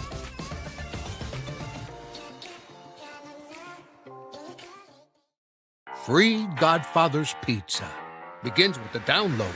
Order through my new online ordering app and start earning free pizza and sides. It's easy. Download the Godfather's Pizza online ordering app today. Do it. Western lets your UTV power through the storm. The Impact V Plow and Impact Straight Blade, with the features the pros demand. Custom tailored for your UTV. And to keep your work top-notch, rely on the Tornado UTV Hopper Spreader. Now that's a job well done. Western, more jobs done faster. Visit Truck Equipment Inc. today at truckequipmentinc.com. Iowans are working hard, but high prices make it even harder to keep food on the table. Record numbers need help. Your neighbors, your friends, your community. Stopping hunger starts here. And at halftime, 21-14 at Valley Stadium in West Des Moines. Dar Danielson, Hunter Phillips. Let's run down that scoring for you. Took until 2:55 to go in the first quarter.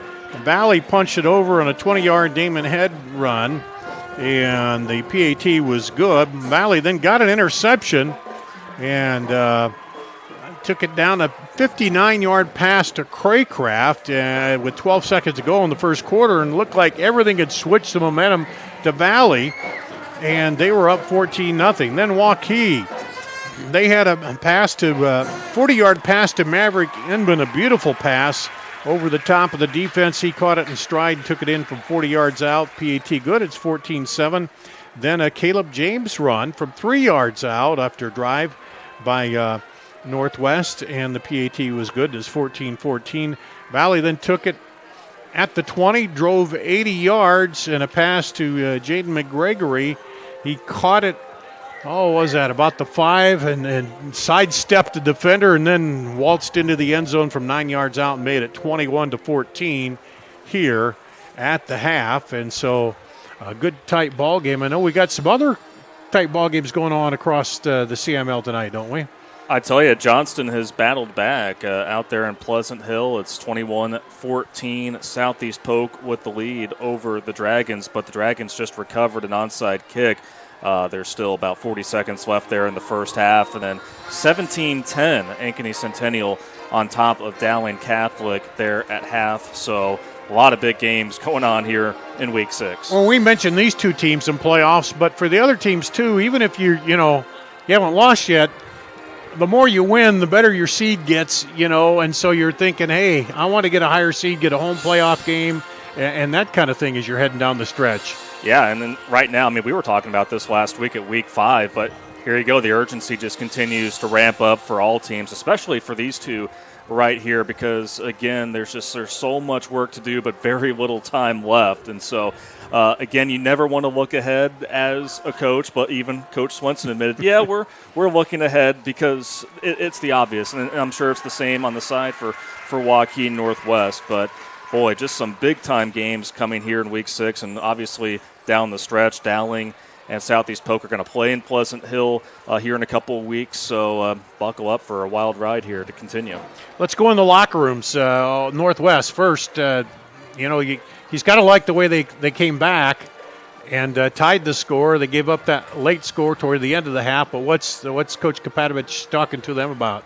Well, Coach Kapatovich, he's always about being able to set the tone at the line of scrimmage. You know, he comes from a football background in which his dad was the head coach at Ottumwa, and it's all about being the tougher team out there. And I think for them defensively, they missed quite a few tackles, especially with Damon Head, who, again, easier said than done to bring him down. But you can't allow those big of runs because that's going to open up things in the pass game. But you got to like how the offense was able to operate there in the second quarter with Sam Johnson. And then on the other side for Valley, I think, again, it's just about continuing to win that battle up front. And Jaden McGregory, he is just a matchup nightmare. Continue to get the ball in his hands. Craycraft as well. They got that 1-2 punch out there as well. And they even have the tight end if they need to go to him, Cronover, too. Yeah. You know, he's Coach Swenson's got to be happy with the way it kind of looked like, Northwest swinging their way, but then they get it and take it 80 yards with their offense and drive it down and score right before the half. So you got to be pleased with that response out of this team. And I think the other thing, too, we talked about it in our last segment, is it's heated out there. I mean, you're seeing guys well after the play doing a little chirping, and there's a lot of contact that we've seen, and that's what you're going to get in a rivalry game. But you got to stay composed, because we did see that a few Valley penalties favored Waukee Northwest when they were on offense, just to kind of keep the door open for the Wolves, and good football teams are going to take advantage of that. So have to stay disciplined. That's going to be a big key as well here in the second half. Yeah, I had Valley for 5 penalties and just 1 for Northwest, and that is a key, especially in a tight game. If you lose a few yards here and there, and then turnovers, that's on the plus side for Valley right now. That could be a big deal late in the game too. Yeah, no doubt. Ball security for the running backs for Valley, that's going to be a key, and even for the receivers as well. And for the group, just continue to, again, make this not necessarily the safe plays, but know where to go with the football, because we did see Johnson on the other side for Waukee Northwest kind of force things and led to an interception. DeGroot, though, his decision-making has been very good, just has to be able to keep that up. All right, the band playing here at halftime. The fans are happy about that. We're going to take another break. We'll do that and be back with more after this on CISN.TV. It's our September savings event now at DeArmond Automotive Knoxville. Incredible savings on new Chevy Silverado 1500 and Traverse. Save big on new GMC Acadia and Sierra 1500s. Get up to $9,000 off MSRP on new Ram 1500s, plus 2.9% for 72 months. New Jeep Gladiators up to $10,000 off MSRP, and new Grand Cherokee starting at $39,990. It's the September savings event at DeArmond Automotive Knoxville. Ever have one of those awkward moments when a business disappointed you? You got ripped off? Didn't get what you expected? The Better Business Bureau can help you avoid these uncomfortable situations. BBB accredited businesses are honest, ethical, and reviewed annually by the BBB. Don't experience another awkward moment with a bad business. Trust the ones that operate with integrity. Look for the BBB seal. It's the sign of a better business. And find a better business anytime at bbb.org. Let's face it, it's Iowa and it's hot and humid. Hi, I'm Joe the Car Guy with Westside Auto Pros. Some of us are going to get in our blazing hot vehicle and the air is not going to cool us down. When that happens, I have same-day AC service appointments at the ready.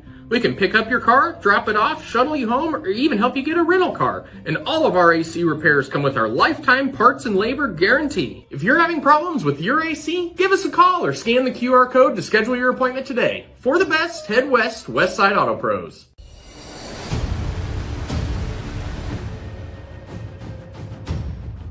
Hey, you two, we all want to be winners, right? The winning drive comes from choosing unleaded 88, a cleaner burning fuel made from corn. That way, we all win. Now give me some wings.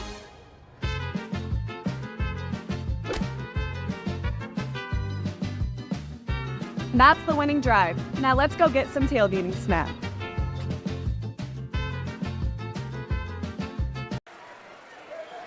And the March Masters marching off here at halftime at Valley Stadium in West Des Moines. The Tigers up 21-14. Dar Daniels and Hunter Phillips here. And a lot of close games going on. And Johnston, did they tie it up? They sure did. After getting the onside kick, there is a momentum shift out there in Pleasant Hill. That game, of course, also on CISN.TV, but tied at 21 between the Rams and the Dragons with 20 seconds to go. The Rams are moving the ball and have a timeout to spare. Not sure if they're going to be able to get any points here, but boy, kind of like the game that we have here, Dar. I think it's going to come down to the wire, safe to say, and there could be some shifts up in the upper tier of Class 5A, depending on how things shake out in Pleasant Hill, and of course up in Ankeny as well, as Centennial is up on Dowling Catholic. So we've been treated to a lot of great matchups here in Week 6. Yeah, and Blake Walker's over there, I think, isn't he? I hope he doesn't get too excited over at that one. But he's got to save his energy for the second half. Yeah. But that's quite a ball game there, and I wouldn't put it past Dowling to make a big comeback, too. They were down, 17-7, was it? Or yeah, so that's a possibility, too. So, yeah, all these games are going to be interesting. This one here as well. Valley pulled out to the early 2-touchdown lead. Northwest then answered them twice, and Valley took it 80 yards at the end of the first half to go ahead here at halftime, and we'll see what happens when they come out of the locker room at the second half. Beautiful night, full moon here off to the east, and good crowd on hand really for both sides. Northwest traveled well, good crowd here for Valley. They had the junior high band playing with them, and then the junior dance team members playing. So an exciting night, and still good warm night for February. Sometimes you get a little cooler starting toward the end of February, but not a bad night tonight. Yeah, I tell you, if you would have told me in week number 6 that the temperature on September 29th was going to be 86 degrees at kickoff, like, what are you talking about? It's going to be very hot here this weekend. It's just an extension of summer, and boy, again, you just got to take advantage of this weather because before you know it, the cool's going to be coming in. But yeah, no, been treated to some great weather, great crowd here, as we were going to expect in the third installment of this new rivalry between Valley and Waukee Northwest. Wanted to look ahead at the schedules for both these teams. For Waukee Northwest, again, number 9 in the state, back at home against Atumlin next week, and then they have 2 pretty challenging road games at Ankeny Centennial and at Ames to close out the year, while Valley has to travel out to Waterloo West, who got ousted 63-0 by Waukee Northwest last week. And then their senior night is against Ankeny on October 13th, and they round out the year at Marshalltown. So winding down, and pretty winnable games for the most part, 2 out of the 3 for both of these sides. But this second half right here is going to weigh pretty heavily on the trajectory of where these programs are going to go in the latter portion of the season. And Valley won the toss and deferred in the first half, so they will get the ball to start the second half here. And Valley, well, they didn't have a passing touchdown out of DeGroot till last week when he got him on the board, and then tonight he's got 2 here.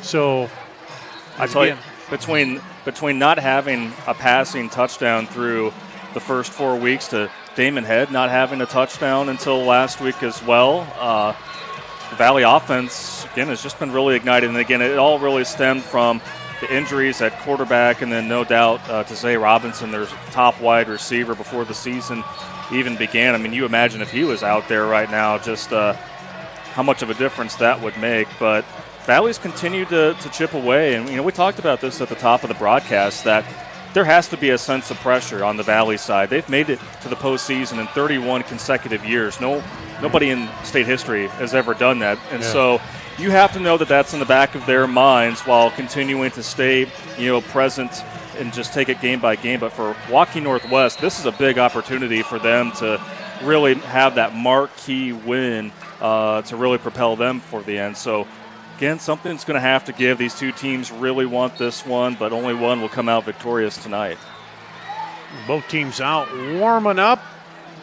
Northwest on the right side of your screen, the Tigers in the orange getting set here on the other side. As halftime clock will wind down, and we'll be ready for the second half.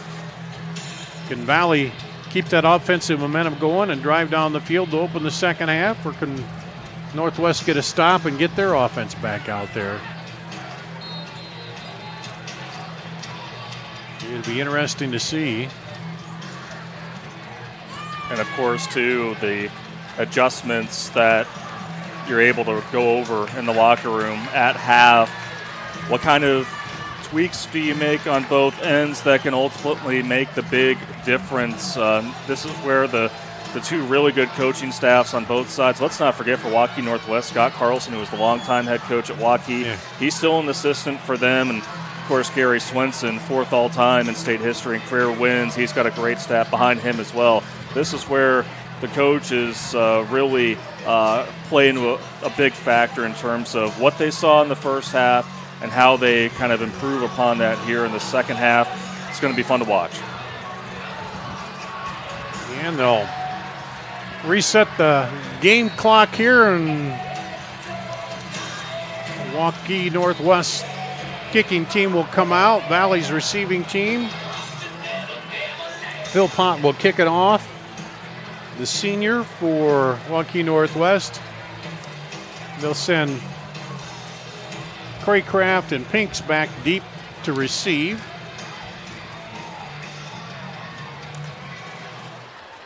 As we're ready for the second half here. 1-score ball game.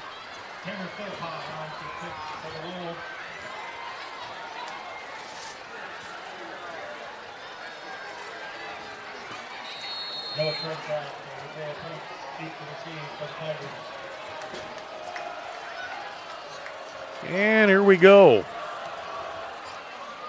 Kick is not returnable into the end zone. Valley will start out the second half, 1st and 10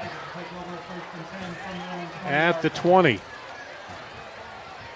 So we saw in Valley's last drive there before the end of the first half that they were able to balance a lot of run and pass, and expect to see more of that. Force Waukee Northwest to really stop one of those areas, because Drake DeGroot was able to find multiple receivers, and then when you have a dynamic set of running backs behind you and a good offensive line, it makes you a tough team to stop. And he comes out. They switch that slot back to the right side. Hand it off. Head looking for room and can't slip through a hole. There's a ball ripped out. What? No, is he still going? I guess he was still going. They were pulling at it. I wasn't sure if the ball was coming out, but he was just still trying to get some yardage, and they stop him, end up stopping him for a 5-yard loss. Well, just how you want to start defensively if you're the Wolves, and that was Jack Vineyard, the first Wolf to be able to converge on the star running back for the Tigers, and eventually more white jerseys were back there to be able to corral a tough customer there in the backfield. And so stopping the run, that's going to be key for Waukee Northwest. Hand off, Head looks it up the middle, has a hole, 25, 30, 35, carrying tacklers to the 40. That's the way to get out of a hole. And just as I say, it's important for Waukee Northwest to stop the run. You just go ahead and go right through the sticks. And well, look at the red shirts just pushing that gap open, and then he carries an extra 5 yards on that. I'll tell you, Damon Head is really going to have to thank his offensive linemen tonight, because they have done a great job of giving him a lot of running room. And so kind of a stinger for Waukee Northwest, no doubt, after a 5-yard loss to start, and then you give up a big play on the ground. Mason will come in to give him a little relief. Hand off to, yep, they did hand off to Mason. He goes into the pile and gets maybe one.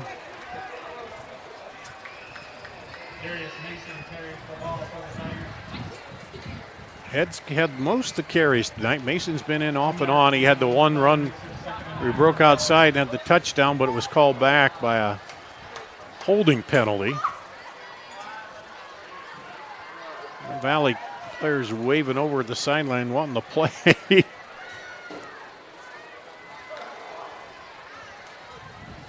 They'll send both McGregory and Craycraft to the left.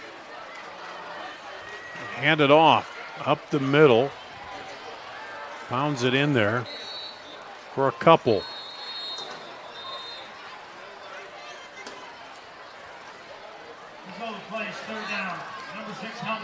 So Mason will have to come off with. Yep. Darius Mason's helmet comes off, so a head will come back in for him.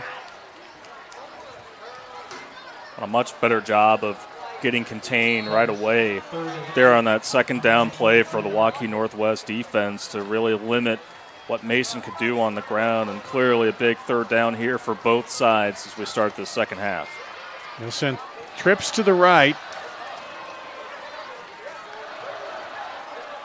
And DeGroot will take it himself on a draw and got a few yards, not quite enough. You kind of hope you get the defensive backs cheating to that heavy left side, but they did. They kind of stayed at home there. Fourth down, looks like they will punt it away after picking up 26 yards. And that's spot on there, Dar, because, again, the defenders just stayed home and kept tabs on DeGroot, who really had nowhere to go. Excellent job of recognition by the Wolves defense. Here's the punt, short punt. Going to go out of bounds up at the 37.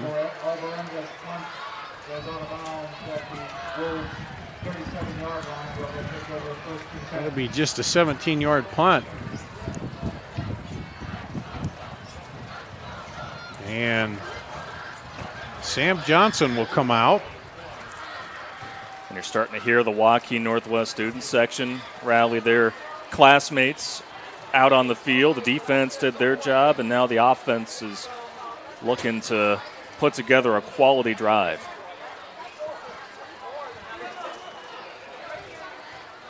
Looks like James in the backfield with Johnson. He gets the handoff, right side, and he'll get a couple.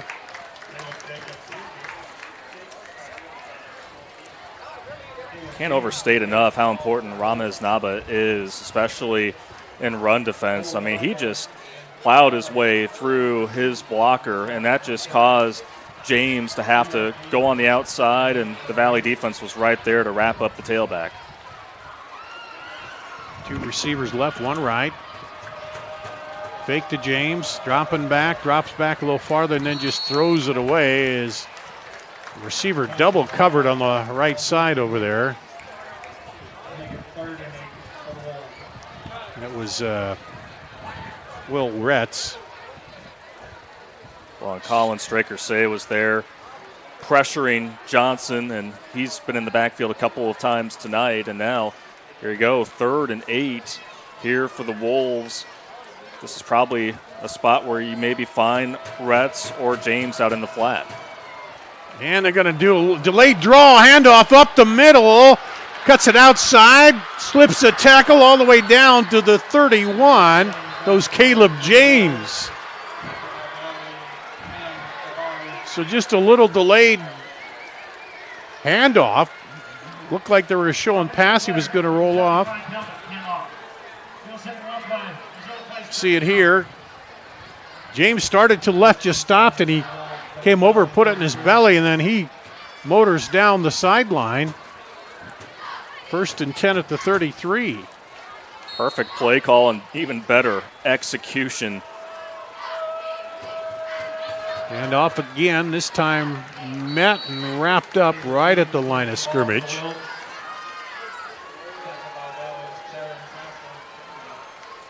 And pickup of 1 for Northwest. Woodruff back in there now in the backfield. Gavin Schallers slot on the right, and 2 receivers come out left. Low snap, takes it, looks, rolls right. Gonna keep it, run up the sideline and be pushed out. Short of the first down, but got good pickup to make it a manageable 3rd down. On the Waukee Northwest sideline, thought that was a late hit out of bounds, but very good coverage by the secondary of the Tigers as Johnson had nowhere to go with the football.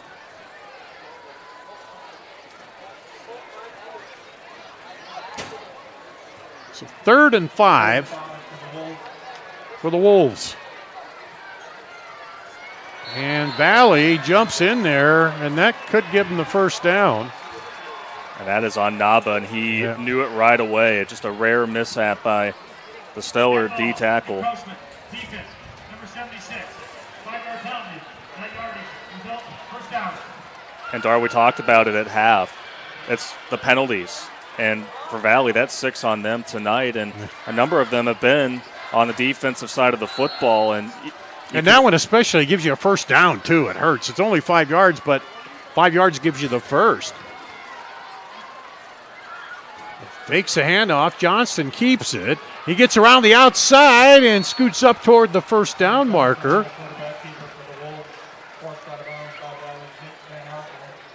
Van Arkel pushes him out, but that's going to be enough for a first down. So Northwest driving now, looking for the tying score here. And that is what Johnson does so well, is that when he's able to bounce out, particularly to the right side, he does a good job of using his blockers and gain some yards. This time he fakes the handoff again, goes around the right side.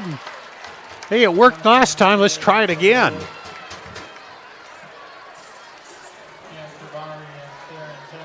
Cam Krabari back there to be able to really limit the path for Johnson to make that really a short gain. But if you're Waukee Northwest after, again, getting the gift of that penalty to be able to make it a first down, boy, you cannot settle for anything but a touchdown. You just get that feeling. Yeah. He's got Caleb James in the backfield with him. This time he gives it to James. James cuts it up, gets by the tackler. Touchdown, Wolves.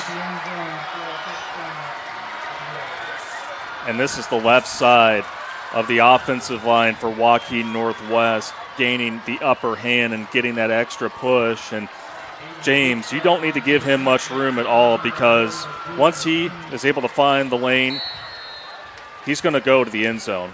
Just like that. Nice cut, and then just cuts inside the tackler, and wow, all over.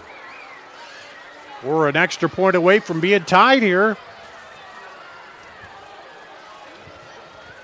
Snap the hole, and it's good. We're tied 21-all. We'll take a break, come back with a kickoff after this on CISN.TV.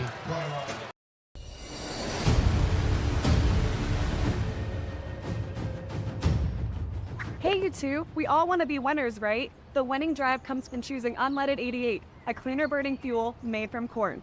That way, we all win. Now give me some weight.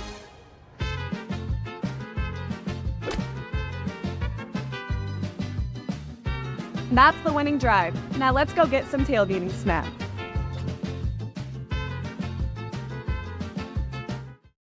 It's the DeArmond Ford Indianola kickoff event. Score big on a new F-150 XLT with 3.9% for 66 months, plus $37.50 rebate. Get charged up with a Mach-E and lease for $449 a month. All-Americans Ford Escape and Edge. New Edge for $399 a month flex buy. And the new Escape, 2.9% for 75 months, plus $500 rebate. Join our winning team at DeArmond Ford Indianola. DeArmondFord.com.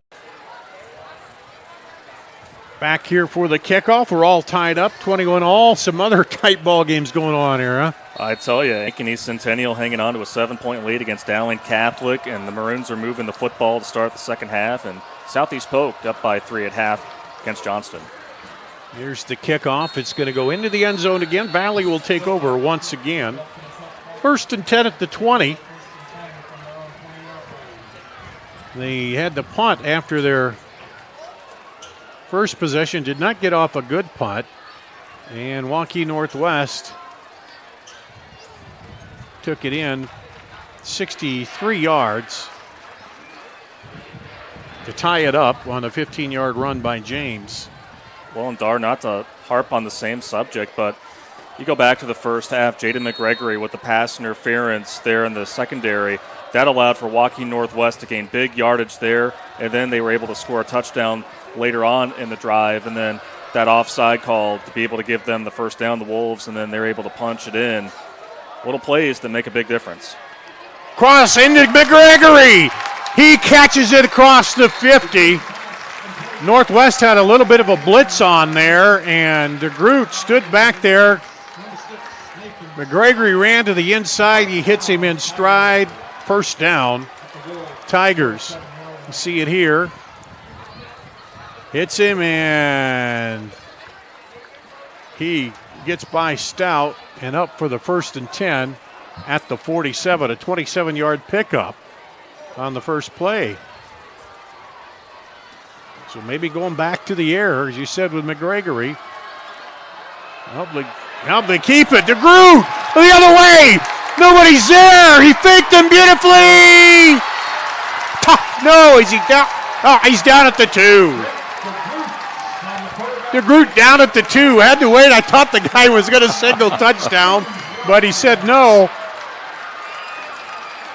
A little trickeration here. We're not into October yet, but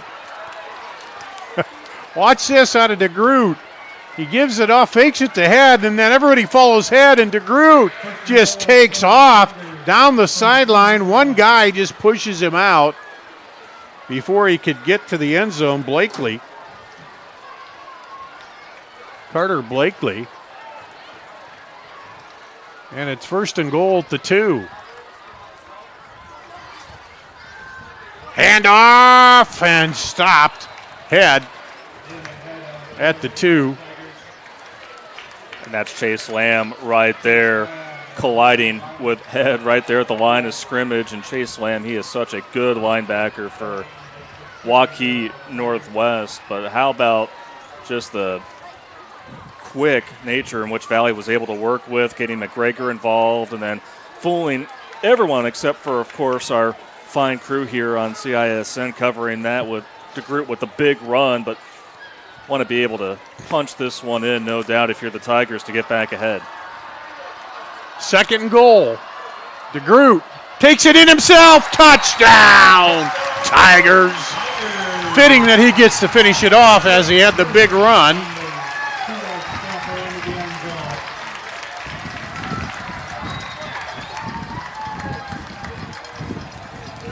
.546 to play. Valley, another 80-yard drive. Let's see it here. Everybody's following Head. He gets a good block inside there and right in on the keeper by the quarterback. Here's the extra point attempt. Up and good. Valley back on top. 28-21, back with the kickoff after this on CISN.TV. New trucks are arriving daily during Schottenkirk Chevy's Truckload Kickoff event. Over 1,200 vehicles. WaukeeChevy.com. Inventory changes hourly. Don't see exactly what you want? Build, price, and order direct from the factory. To better serve you, we've doubled the size of our service department. We need more team members. Go to WaukeeChevy.com to see our job openings. The Truckload Kickoff event. Find new roads to Schottenkirk Waukee Chevy. WaukeeChevy.com. Iowans are working hard, but high prices make it even harder to keep food on the table. Record numbers need help. Your neighbors, your friends, your community. Stopping hunger starts here. Back here at Valley, the cheerleaders, they've had something to cheer about here in the last few seconds as Valley takes it in to take the lead. Ryan DeGroot, he had the big run on the keeper, and then took it in from 2 yards out to finish it off. And I'm surprised the student section didn't just do the cheer. He's a sophomore, because he is a sophomore growing up in that quarterback position tonight here, Hunter. Boy, and just his progression so quickly. I mean, you don't see that very often. I mean, this is a guy that 3 weeks ago was taking snaps with the JV team at Valley, and he has made a huge statement here recently. Kick caught on the run, has some room. Up across the 25 to the 29 for James. And not bad field position to start here for Northwest, but can they answer now is the question. Well, Dar, we've used a number of analogies tonight, but, it feels like, we are in West Des Moines, the wild, wild west. The West Side teams going after one another. We got a full moon out. Yeah. Who knows what's going to happen? Here comes Sam Johnson out again to see if he can tie it back up, and he's going to do the running now. So Johnson started this in that last drive, and then DeGroot says, hey, anything you can do, I can do better, and he ran it and finally got the touchdown. Now Johnson back at it. It's just been a track meet out here. For both quarterbacks, they have been able to display what they can do when they tuck and run the football, and that just wears down, in particular, the opposing defensive line. So 2nd and 3, a pickup of 7 by Johnson. Sends a man in motion across the formation. He'll drop back this time to throw, looking. Nobody open, throws it late. And that one bounced right at the marker. Otherwise, he was looking at that penalty for grounding.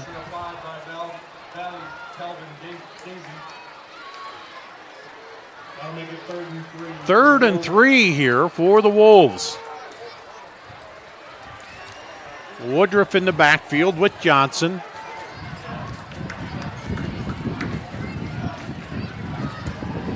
They flip all the slot and the receiver to the left. Now send man in motion.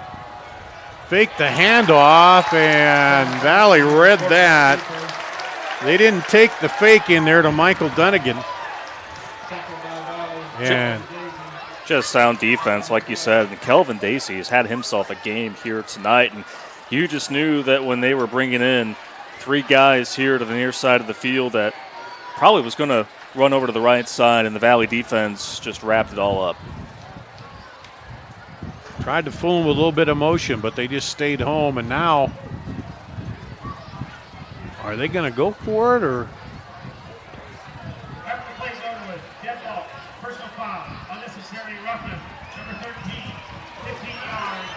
Oh my gosh. That is Krabari. Personal foul on Valley for the 2nd time they've given them a first down. This one a big one too. Well, it must have happened well after the play was over, and again, that just comes down to discipline. And yeah, there was a little bit of pile after he went down, and there must have been something said or a push or something, but now 1st and 10 at the 48. Northwest has life again. They hand it off, looking to cut outside, but pulled down from behind as Caleb James gets a couple. Van Arkel on the tackle. But man, those got to drive the coaches crazy. You get those penalties. And again, once it give you a first down, when you had them stopped at 3rd and 3, I didn't even see the penalty down there. Again, it happened well after, and it's been a tough spot for the Tigers tonight. They wing it out to James. He cuts back, gets by 1 tackle, gets by 2nd, spinning, and then he's pulled down. He'll be short of the first down. But he gets down to the 44, which will make it about a 3rd and 2 for the Wolves. James seeing some good time in the backfield there tonight. He has 94 yards and 3 touchdowns rushing coming in. He's also caught 6 passes for 61 yards. And this time, quarterback's going to keep it right up the middle. Sam Johnson.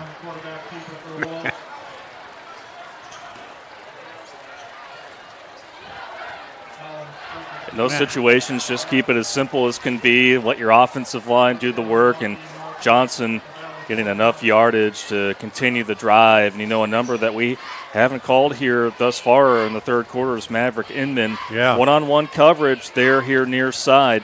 Keep an eye on him. Fake the handoff. Johnson will take it. Cuts it across. Has some room. Tries to get outside. Cuts back inside and is pulled down at the 25. Well, and You know, this quarterback play works too because they've been able to run it and pass it. You know, when you have all three of those options there, it gives your quarterback that chance too to pull it down and run. And we'll see here again, he fakes to James. Cuts it outside, trying to turn the corner, but credit McGregory. He came back in and made what might have been a touchdown-saving tackle there.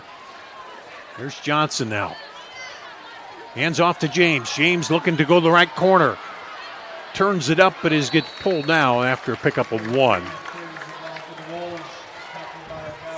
Yeah, going back to your last point, I mean, we've seen really both teams be able to excel on the ground, no matter if it's with the backs or with the quarterbacks, and in the air as well. I mean, for both of these defenses, you just don't know what is going to come your way. The difference has been, again, just Valley unable to, again, just shooting themselves in the foot with multiple penalties and extending possessions for Waukee Northwest. That's been the difference, really. A 3-minute drive now for Northwest. They took it over with 5:40 to play. Fakes the handoff, rolls, looks, throws to the corner. Oh, just over the head of the receiver. Boy, Cole Lynch was open there on that corner route, and this is a ball that Johnson, I know that he wants back in the worst of ways as we get another look at it. We've seen Johnson be able to dial up these throws, and just that time, a little too far away. He just didn't quite set the feet. He still threw while his body was a little cockeyed there, and that might have been just enough to throw it off.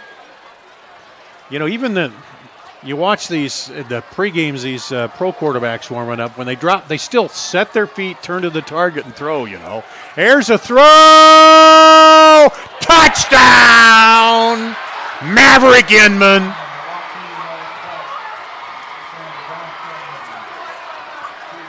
I don't see any flags.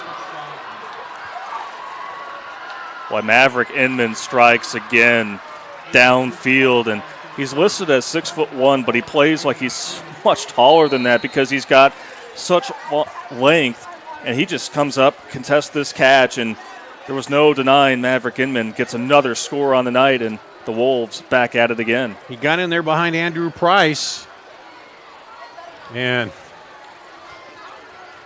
extra point is good. 28 all here. And let's take a break. We'll be back with a kickoff after this on CISN.TV.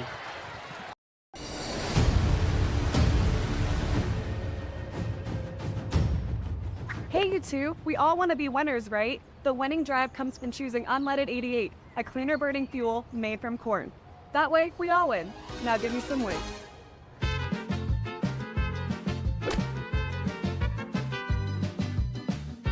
That's the winning drive. Now let's go get some tailgating snacks.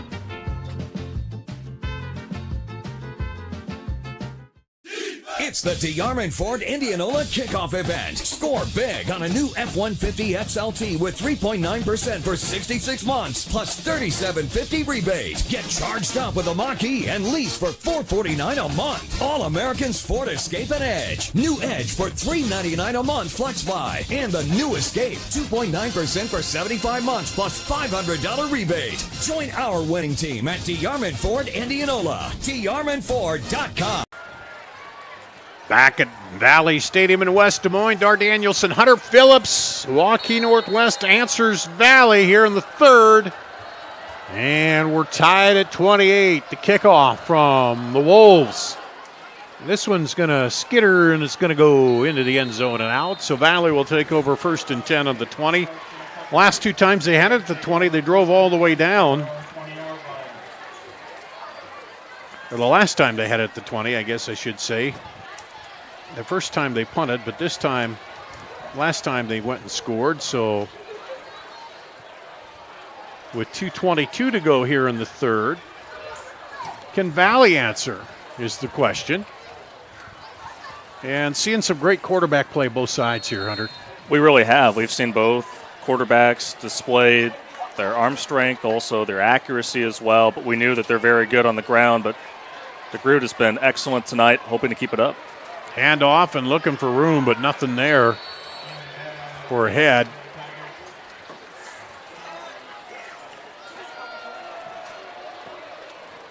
And with a game playing out like this, it's just a matter of which defense is going to come up and make a play.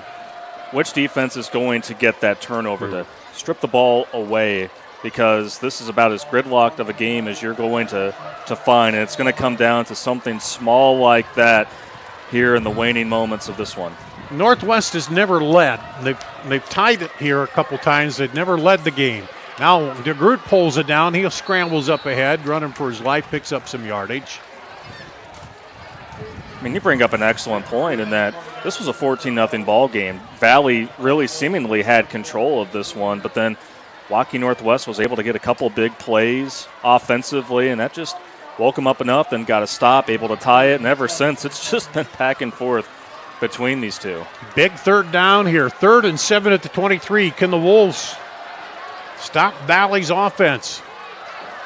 DeGroot back, looking under pressure, throws across. He has a man there. He's going to be short. It was Mason out of the backfield, but he gets only back to the line of scrimmage. It looks like the Wolves have held here. No penalty flags, and they'll have to kick it away. That was lining there to make the tackle on Mason. Just kind of a broken up screenplay. And the Waukee Northwest defense has now gotten a stop on 2 out of 3 possessions for Valley here in the second half, while the Wolves have gone 2 for 2. Josiah DeYoung back deep. He retreats, then calls the fair catch at the 44, is where Waukee Northwest will take over. 1st and 10 here, 29 seconds to go in the third. And Northwest looking for their first lead of the night.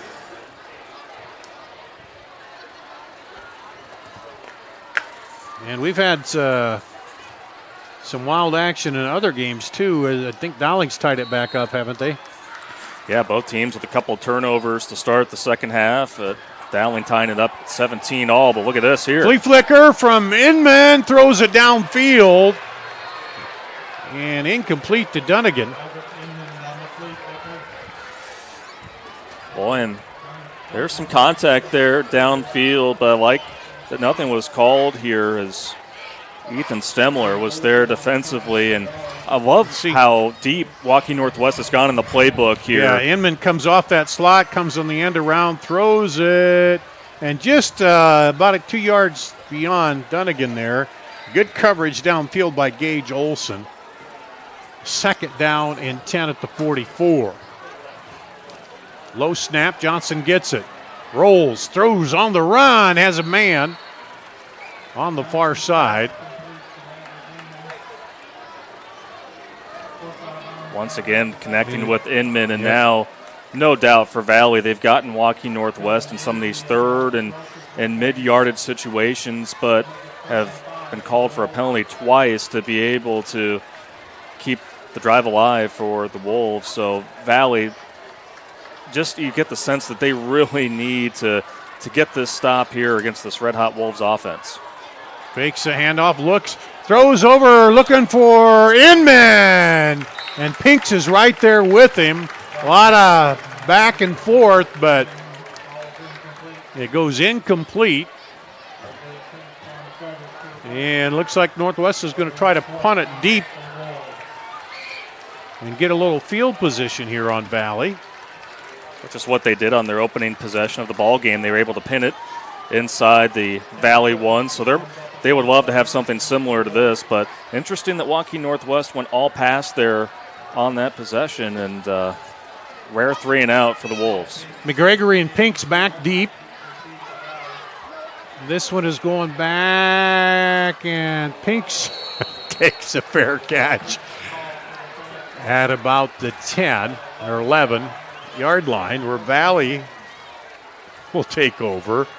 A little nerve-wracking there as that nearly escaped the finger grip of Pinks, but for Valley, that's a big win for them to be able to get that 3 and out. And so now if you're on offense, I think, again, you want to really try to establish not only Damon Head, but get Jaden McGregory back, because it seems like all night long, especially in one-on-one situations, the Northwest Wolves have not had an answer for the sophomore receiver. This will be the last play of the third quarter, barring penalty here with 3 seconds to go.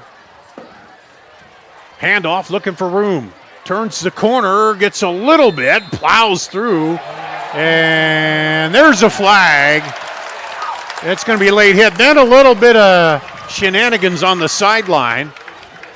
It's just quickly broken up there. Gary Swenson over and saying, hey. But a little too much throwdown on the tackle, I think they're probably going to say. So they'll mark it off, and then we'll switch sides here and go to the third quarter after this.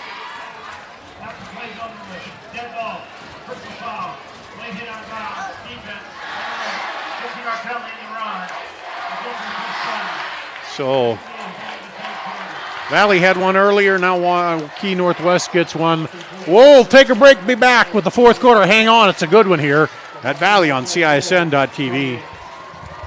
Trucks are arriving daily during Schottenkirk Chevy's Truckload Kickoff event. Over 1,200 vehicles. WaukeeChevy.com. Inventory changes hourly. Don't see exactly what you want? Build, price, and order direct from the factory. To better serve you, we've doubled the size of our service department. We need more team members. Go to WaukeeChevy.com to see our job openings. The Truckload Kickoff event. Find new roads to Schottenkirk Waukee Chevy. WaukeeChevy.com.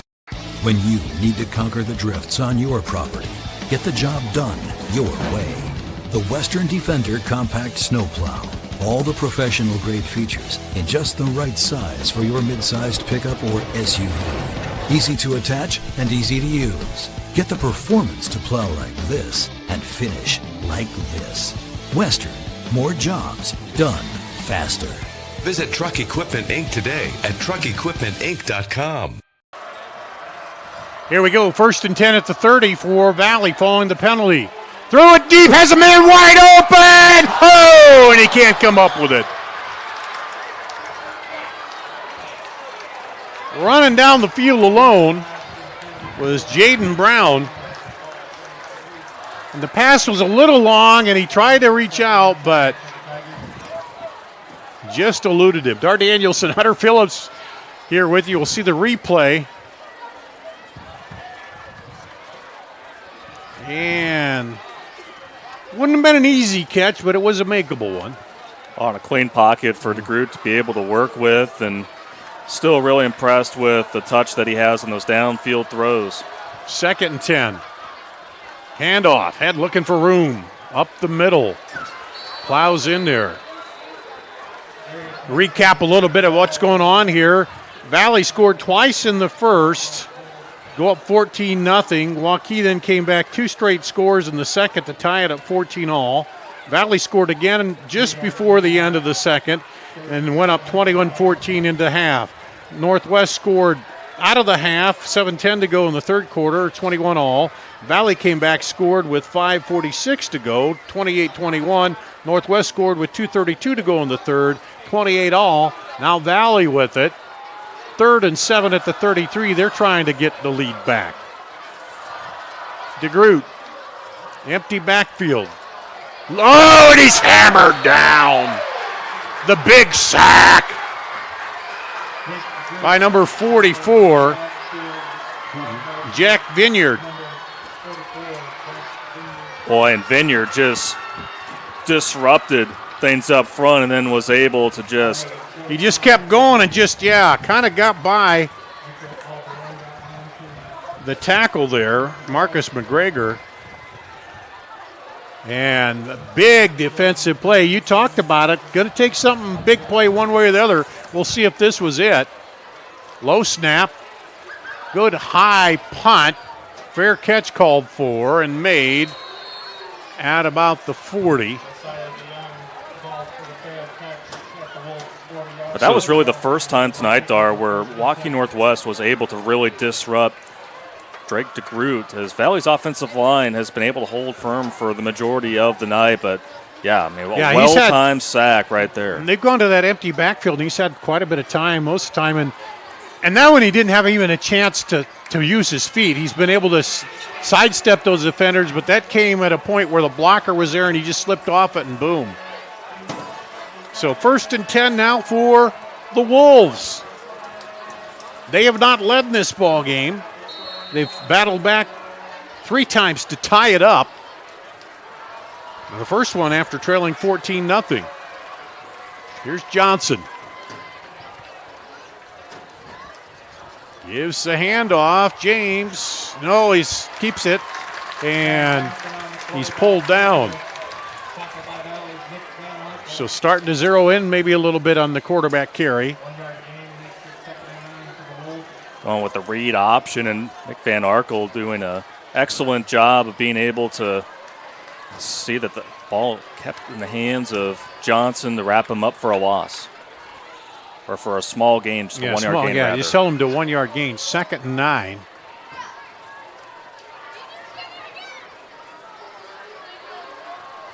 With Inman wide to the top of your screen, you send Retz in motion. Dropping back.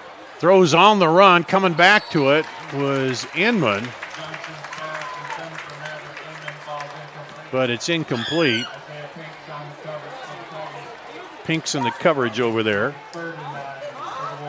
It's 3rd and 9 for the Wolves. Man, there's a big battle of field position going on right now, isn't there, with who's going to get the better of it. That's what it's going to come down to, not only field position, but also just the amount of time that's left. And so, Northwest had him push back until that 15-yard penalty. That's right, yeah. They had him back at the 10, but here we go. 3rd and 9 at the 41 for the Wolves. And a fake, he's going to take it himself, and he'll be pulled down short of the first down. Good job defensively by, was that 45? Jerome Horn, junior linebacker. The linebacker's doing a good job here that's what you have to do. You have to spy on the QB because he will quickly go back as though he's going to pass and then go up the middle. And now we'll see if the Wolves will try to go for it here on 4th down. They'll go up for it, or will they pooch kick it or punt it? The quarterback kicking it. Let's see what they do. 4th and 4. You could try to call them offside, but Valley's about a yard off that line. They're not even going to try to jump. So it was worth a try to get him to jump. And it'll be 4th down, and they will punt. But you can't blame the Wolves at all because earlier here in the second half, Valley got jumped offside. And Valley has far more penalties that way than.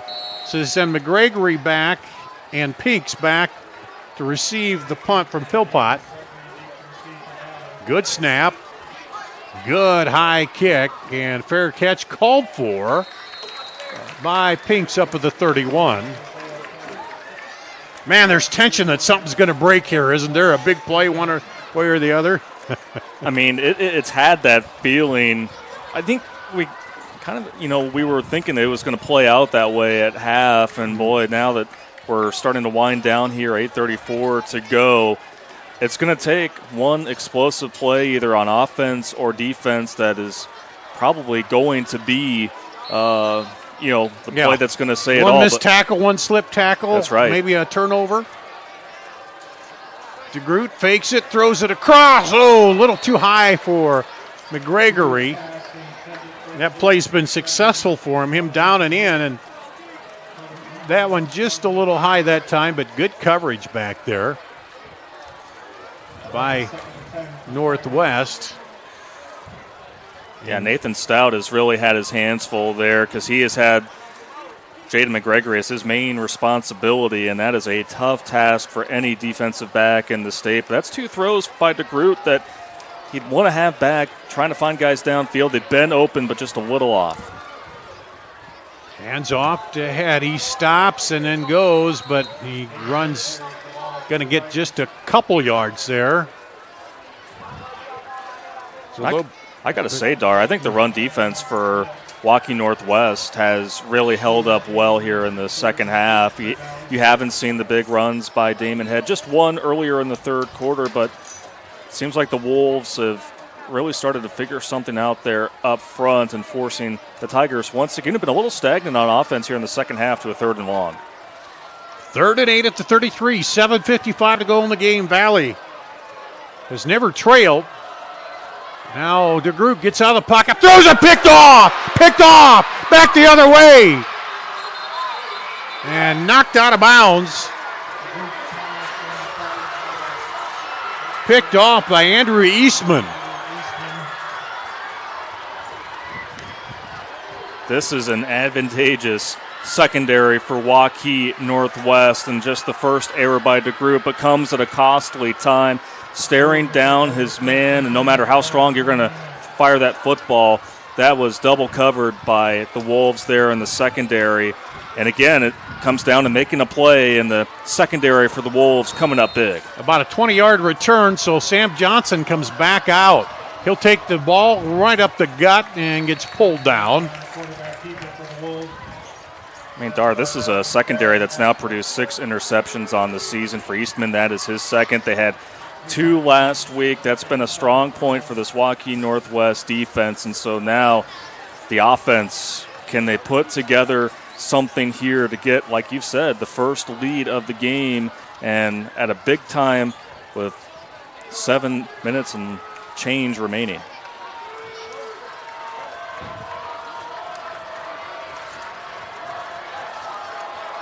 Johnson single back. He's going to follow that back. Around the corner, has some room, and he'll be knocked out. Gets the first down, but he knocked out about the 14, 15-yard line. And that's where he'll have it, 1st and 10 at the 15. 6:55 to play. They're trying to get their first lead of the night. Johnson follows his blockers right up the middle this time, and there's a surge of Valley tacklers who pushes him back. Naba, one of them in there. And in those moments, no doubt, ball security is the most important thing here with time winding down. So if you're Johnson, just make sure that if you're carrying that ball up the middle, those defensive backs are going to be looking to punch that ball out. You just got to squeeze it a little bit tighter. Did a good job there to be able to hang on to it and keep this drive going. Caleb James in the backfield with Johnson. He gets the handoff, slips a tackle, cuts back inside, and is wrangled down after a pickup of about 1.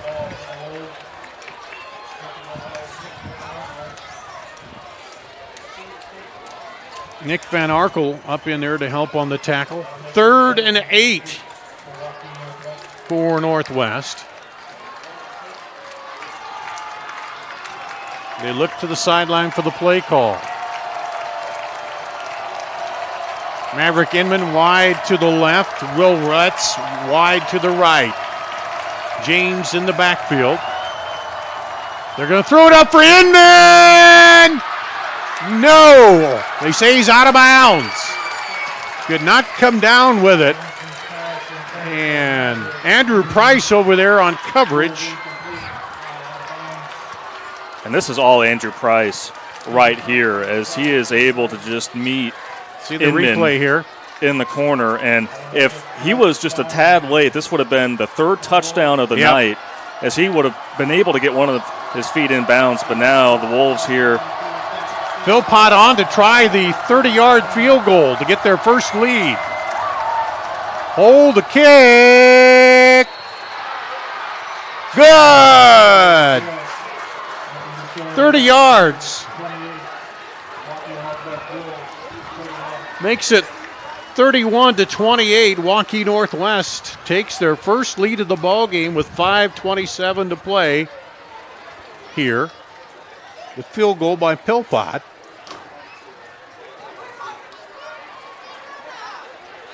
And Of course, Star, that all stemmed from that interception thrown by Drake DeGroot. And so now both teams have been able to take advantage of an interception. And so for DeGroot, who really hasn't made many mistakes under center here in the short portion of his Valley career, how is he able to bounce back here with 3 timeouts left, 5:27 left on the clock? You don't want him to lose his confidence because he has a great deep and you ball. don't want him to pressure it too much. But Exactly. Credit Valley's defense for holding them to 3 there. That gives you a chance to come back down.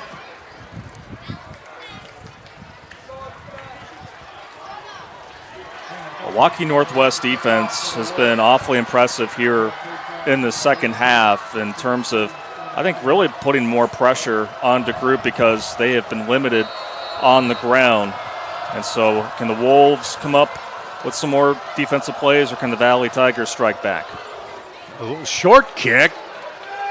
Get a bounce, picked up, and he's on the way up the sideline and knocked out at the 40.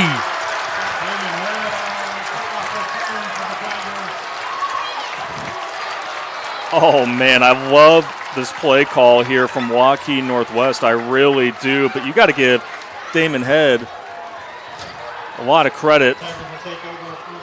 Or I believe that was... Was that Head or Arbab? That was Arbab that caught that. And right off the bounce, that takes a lot of guts there to make that play when defenders are coming at you and to be able to explode for a big gain. I mean, there's a lot of risk-reward when you do something like that. And so for Waukee Northwest, boy, they were just, again, a grab away from being able to take that football from the Tigers, but now the Tigers are in great position here.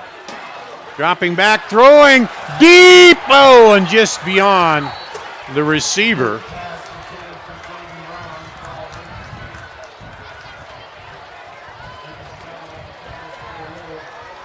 And Alvarenga's longest is 30. He's 2 for 3 on the season, the Valley kicker.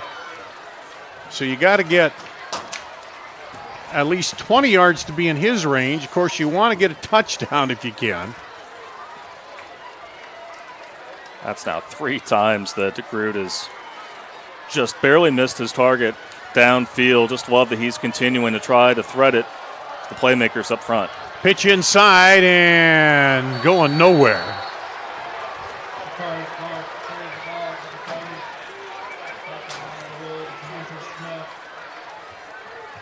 That was Jakari Clark.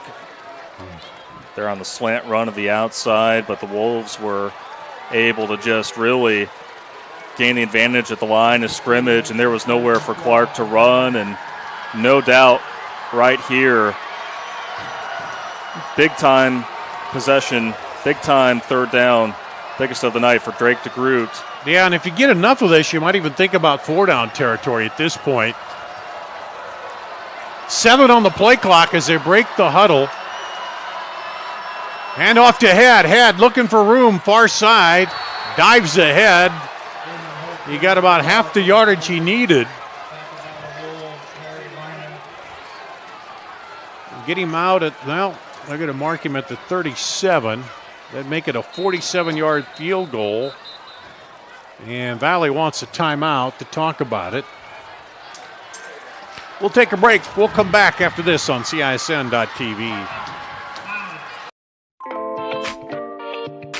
Hi, this is Chris from Fireplace Superstore. Spring will be here soon, and our selection of patio furniture is fantastic, but it won't be that way forever. If you want to get furniture for your deck this summer, come see us now. All the best brands and the best selection. And if you want a special order for this summer, we still have time to do that. Come see us now, Fireplace Superstore, 109th and Douglas in Urbandale.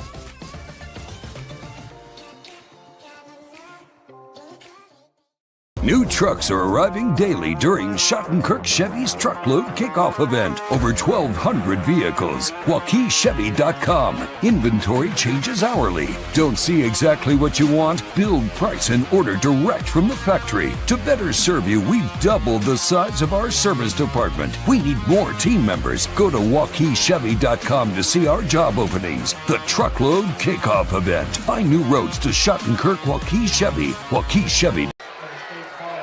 Here at Valley Stadium, 4:11 to play in the game. 4th and 7 at 37 for Valley. They're down by 3. Waukee had gotten a 30-yard field goal to take their first lead.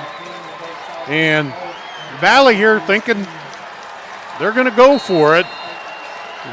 This could be the game. It could be their playoff life, too, here. And DeGroot now will throw late. Is it caught? No. Incomplete. And once again, the Waukee Northwest secondary coming up big when they needed it the most. Not only the interception on the last Valley drive, but getting that deflection right there. DeGroot, again, he had plenty of time to work with, but you got to give the credit to the secondary for not giving DeGroot any options really to get it cleanly to one of his guys downfield. And yeah, so, I think he thought about running too, but that didn't look like there was a lot of lane open to get the first down. So now you got to turn it over your defense. Valley has 3 timeouts left. There's a handoff, and they're going to – did he go out of bounds? Yeah, he did get dragged out of bounds. Stop the clock, which helps Valley. One thing that Waukee Northwest does not want to do is to stop the clock on themselves. Yeah, if you're heading toward that sideline, you're Northwest, you just sit down and don't try to fight for extra yardage. You're going to go down. Sit down and let the clock keep running. Make Valley use those timeouts. 2nd and 8. Handoff, looking for room. Now going to try to cut it outside and is knocked down. And Caleb James gets a few. Will bring up a 3rd down. And about 6 at the 41. Valley badly needs a stop. That was a nice shoestring tackle there made by Andrew Price, who's made some big plays here in the 4th quarter. And no doubt the Valley defense looking to come up with a big stop here on 3rd and 6. 3rd and 6, Waukee trying to keep the ball, run out the clock. Shift in the formation. Low snap. Johnson keeping it himself, turns the corner, gets the first down. Across the 50. Well, Valley will have to start using their timeouts. Clock will stop, of course, on the first down until they reset it. You see the replay here. He's got some good lead blocking out front there. Landon Kennan and also Caleb James helped him get around the corner. The clock rolls again. 1st and 10 at the 48. Tigers need a stop or a turnover. Johnson will run it himself. Gets a few. Down to the 45. And the near side official is having his eye on Coach Swenson, who is opting to let time continue to roll here. So you wonder when you decide to take that time out. Again, just 2 remaining for the Tigers. Yeah, because you're in a quandary of how many will we need to get down? Because they only need a field goal, so how many will we need to get down the field? But the first thing first, you got to stop them and get the ball back, and you got to have enough time left. 2nd and 7. They do that little shift, looking maybe to try to pull Valley offside. There's a handoff up the middle this time, and still pushing. Under 2 minutes to play. Timeout.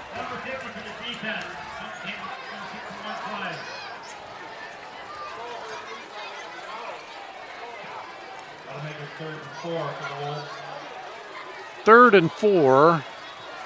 And I think Valley's calling a time. Yeah, they called a timeout here.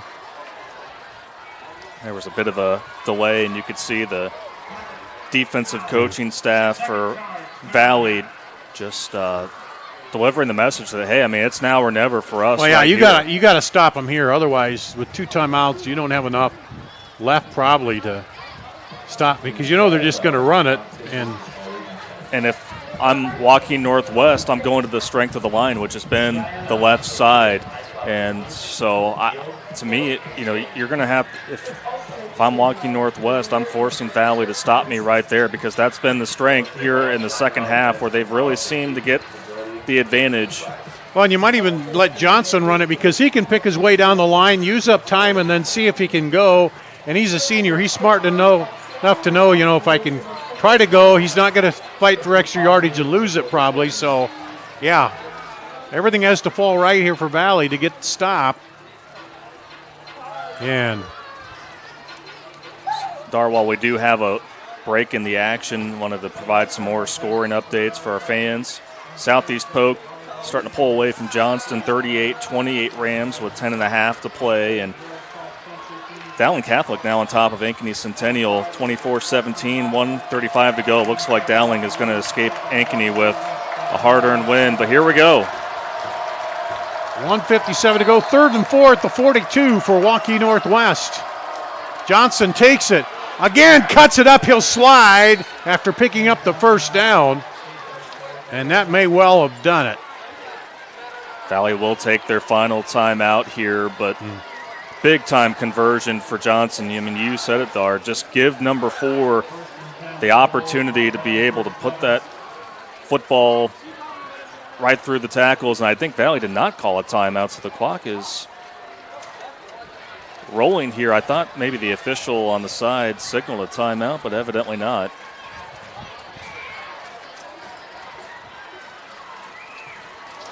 Well, they're just going to wait. Play clock winding down. They're going to take a delay, or maybe they'll call a timeout on their side, it looks like. Yeah, Waukee has all theirs, so they're going to take one. Just bleeding as much clock as you can. Any other time you'd say for Valley, man, what a great game. You battled just one play, but when you come in at 1 and 4, little margin for error there. So, there's possibility with, if you'd win out, you could maybe still get the playoffs, but that is real slim. And it's just been a matter, too, of, with Waukee splitting up, you have 2 schools there that are added to the mix. There's so many more schools battling for those playoff spots. What's really interesting, too, when Waukee Northwest was first formed, they were much better than Waukee. It took a little bit of time for Gabe Baker to be able to build that program up, but now both of those programs are doing very well, both inside the top 10 in the rankings. And I mean, if you're the Valley Tigers, there's no such thing as moral victories. I mean, at the end of the day, if you come up short on the scoreboard, especially at home, it's going to be a tough one to swallow as the Wolves look to be in victory formation.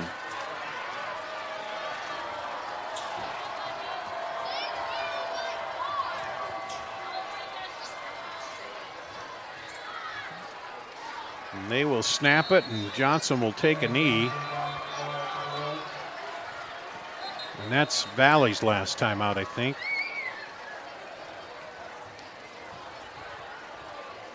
Well, and you can look down at the sideline and see that the headset for Coach Swenson is off. And, a lot of positives tonight for the Tigers. But in the end, it was Waukee Northwest defense that made the plays. It started off with that sack against Drake DeGroot that really, I think, kind of ignited the defense and really started to put more pressure on DeGroot as a passer. Couldn't quite connect with guys downfield. And then, of course, the interception that led to the go-ahead field goal. Great resolve by Waukee Northwest. I mean, they were down 14-0 first quarter, and you just thought that, man, if Valley continues to play the way they are on offense and on defense, this is just going to be a runaway. But it seemed like he had a little trouble throwing this out to the left side all night. He missed a couple of those, and then on that pick, Eastman saw it, and he came roaring in and stepped in front of the receiver there and just kind of read that. But, overall, what a good game there, but it's just a good spot for the Wolves. They'll be able to take another knee here, and no more timeouts for Valley. So a couple more kneel downs, and we'll take a little time to spot this back. And I have a feeling we are going to see a lot of that Waukee Northwest student section on the field here at Valley Stadium in a matter of minutes. This will be the first win for them against Valley. Again, very new program, but this is a big deal for Waukee Northwest and for Coach Kapatic. This is going to be one that is going to ignite them moving forward. This is going to be a team to watch here in the later weeks of the season. Yeah, and Valley's still a measuring stick. Even though they're, 1-4 here, it's still a measure of where you are if you can beat them. And that will do it. It should do it. The final kneel down here in what has been a great ball game. And the winning points will be a field goal with 5:27 to go, a 30-yarder that gave them the 31-28 lead. As the clock winds down, we'll take our final break, and then we'll come back and kind of wrap up the scoring, wrap up the ball game, give you some final thoughts after this on CISN.TV. That's the ball game.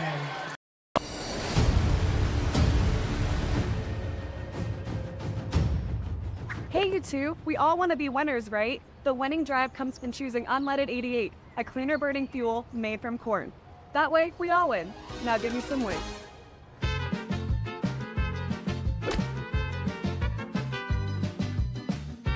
That's the winning drive. Now let's go get some tailgating snacks.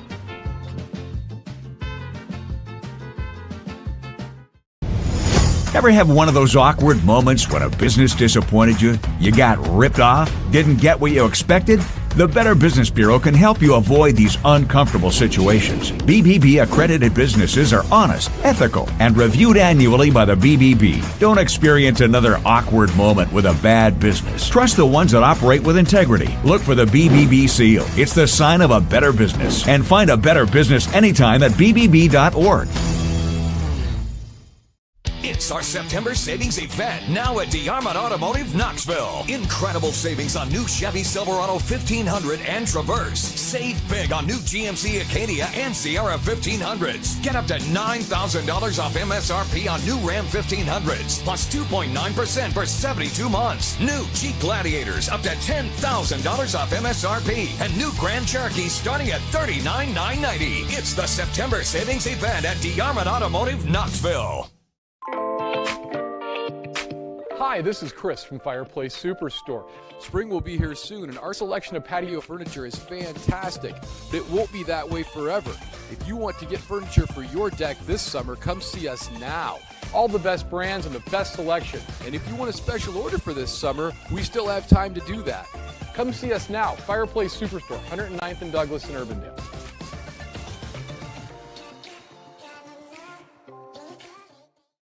Western lets your UTV power through the storm. The Impact V Plow and Impact Straight Blade, with the features the pros demand. Custom tailored for your UTV. And to keep your work top-notch, rely on the Tornado UTV Hopper Spreader. Now that's a job well done. Western, more jobs done faster. Visit Truck Equipment Inc. today at truckequipmentinc.com. Free Godfather's Pizza begins with the download. Order through my new online ordering app and start earning free pizza and sides. It's easy. Download the Godfather's Pizza online ordering app today. Back here at Valley Stadium in West Des Moines, the Tigers huddled up, and a tough loss for them. A good, hard-fought battle. Darn Danielson here along with Hunter Phillips. Valley pulled out 14-0 with 12 seconds to go in the first quarter. It looked like they had the momentum, might be going to try to turn this into a runaway, but Waukee Northwest said no. 7:57 to go. They had a pass to Maverick Inman, 40 yards. The PAT was good, and that made it 14-7.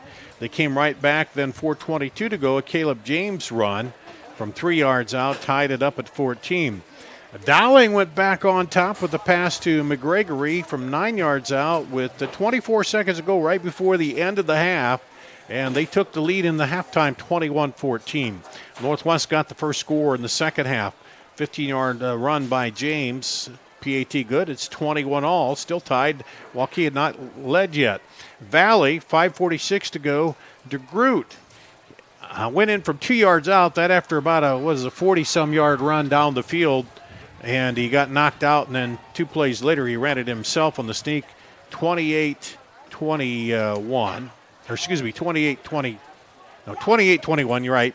And then Inman, another pass. This time 24 yards. And the PAT was good, and we're tied at 28 all. Then Valley was moving down, an interception by Eastman. That was Eastman, right, of Northwest. And they get down, and they get a 30-yard field goal with 5:27 to play.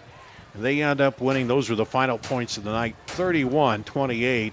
Waukee Northwest goes to 4-2 on the season. Valley drops to 1-5. Could likely put Valley out of the playoff hunt, but good win for Northwest, and we'll just see with what's going on out there at the rest of the games too. Yeah, the top 2 teams in the state were put to very difficult tests tonight, but with 4.5 to go, the 2-time defending state champion Southeast Polk Rams leading 38-28, but Johnston does have the ball at the Southeast Polk 8-yard line. So the Dragons have fought throughout the majority of the night, and then Dowling pulling away against Ankeny Centennial 30-17. They ended the game with the pick 6. And so Waukee Northwest here, Dar, they outscored Valley 17-7 in the second half. And just all the credit goes to, I think in particular, the defense, because they were able to make some big-time plays, especially in the secondary. Sam Johnson regrouped after throwing that interception that led to a Valley touchdown later on. And so, we had ourselves a full moon tonight, fitting that the Wolves howled to a victory here. I couldn't help myself. But no. And then a couple things Valley is going to look back on. It's been an issue in other games, 2 penalties. 2 penalties that gave Northwest first downs that kept drives alive tonight and the one they scored on, I don't remember if they scored on the other one or not, but the one they did score on when they jumped off sides and got the 5-yard penalty, gave them the first down, they ended up scoring. So those mistakes that they made that, they didn't make last week, but they've made those this year and it hurt them. I think, going back to, what Coach Swenson had to say prior to the Ames matchup last week was that we have to clean the penalties up. And so you may be able to get away with that against some teams, but against the side like Waukee Northwest, who I think only had 2 penalties on the night altogether, they were very well disciplined, and especially the defensive penalties. They hurt them in the first half, especially in the third quarter. And, when you have a close ball game like this, you look at plays like that, and that ultimately is the difference. But what a win this is for this Waukee Northwest program. All right, check your social media for next week. We got a lot of games on tap. Also, the plays of the week. We should have a couple in there, I would think. I get on Randy. He gets a lot of Ankeny plays in there. I don't know what the deal is, but anyway. But, again, Hunter, pleasure doing the game with a great game here again tonight. Thanks to the entire CISN crew. And, again, check Twitter, Facebook, our webpage. You can see what we have on tap next week. Should be another round of good games for you here. That's going to wrap it up from Valley on CISN.TV.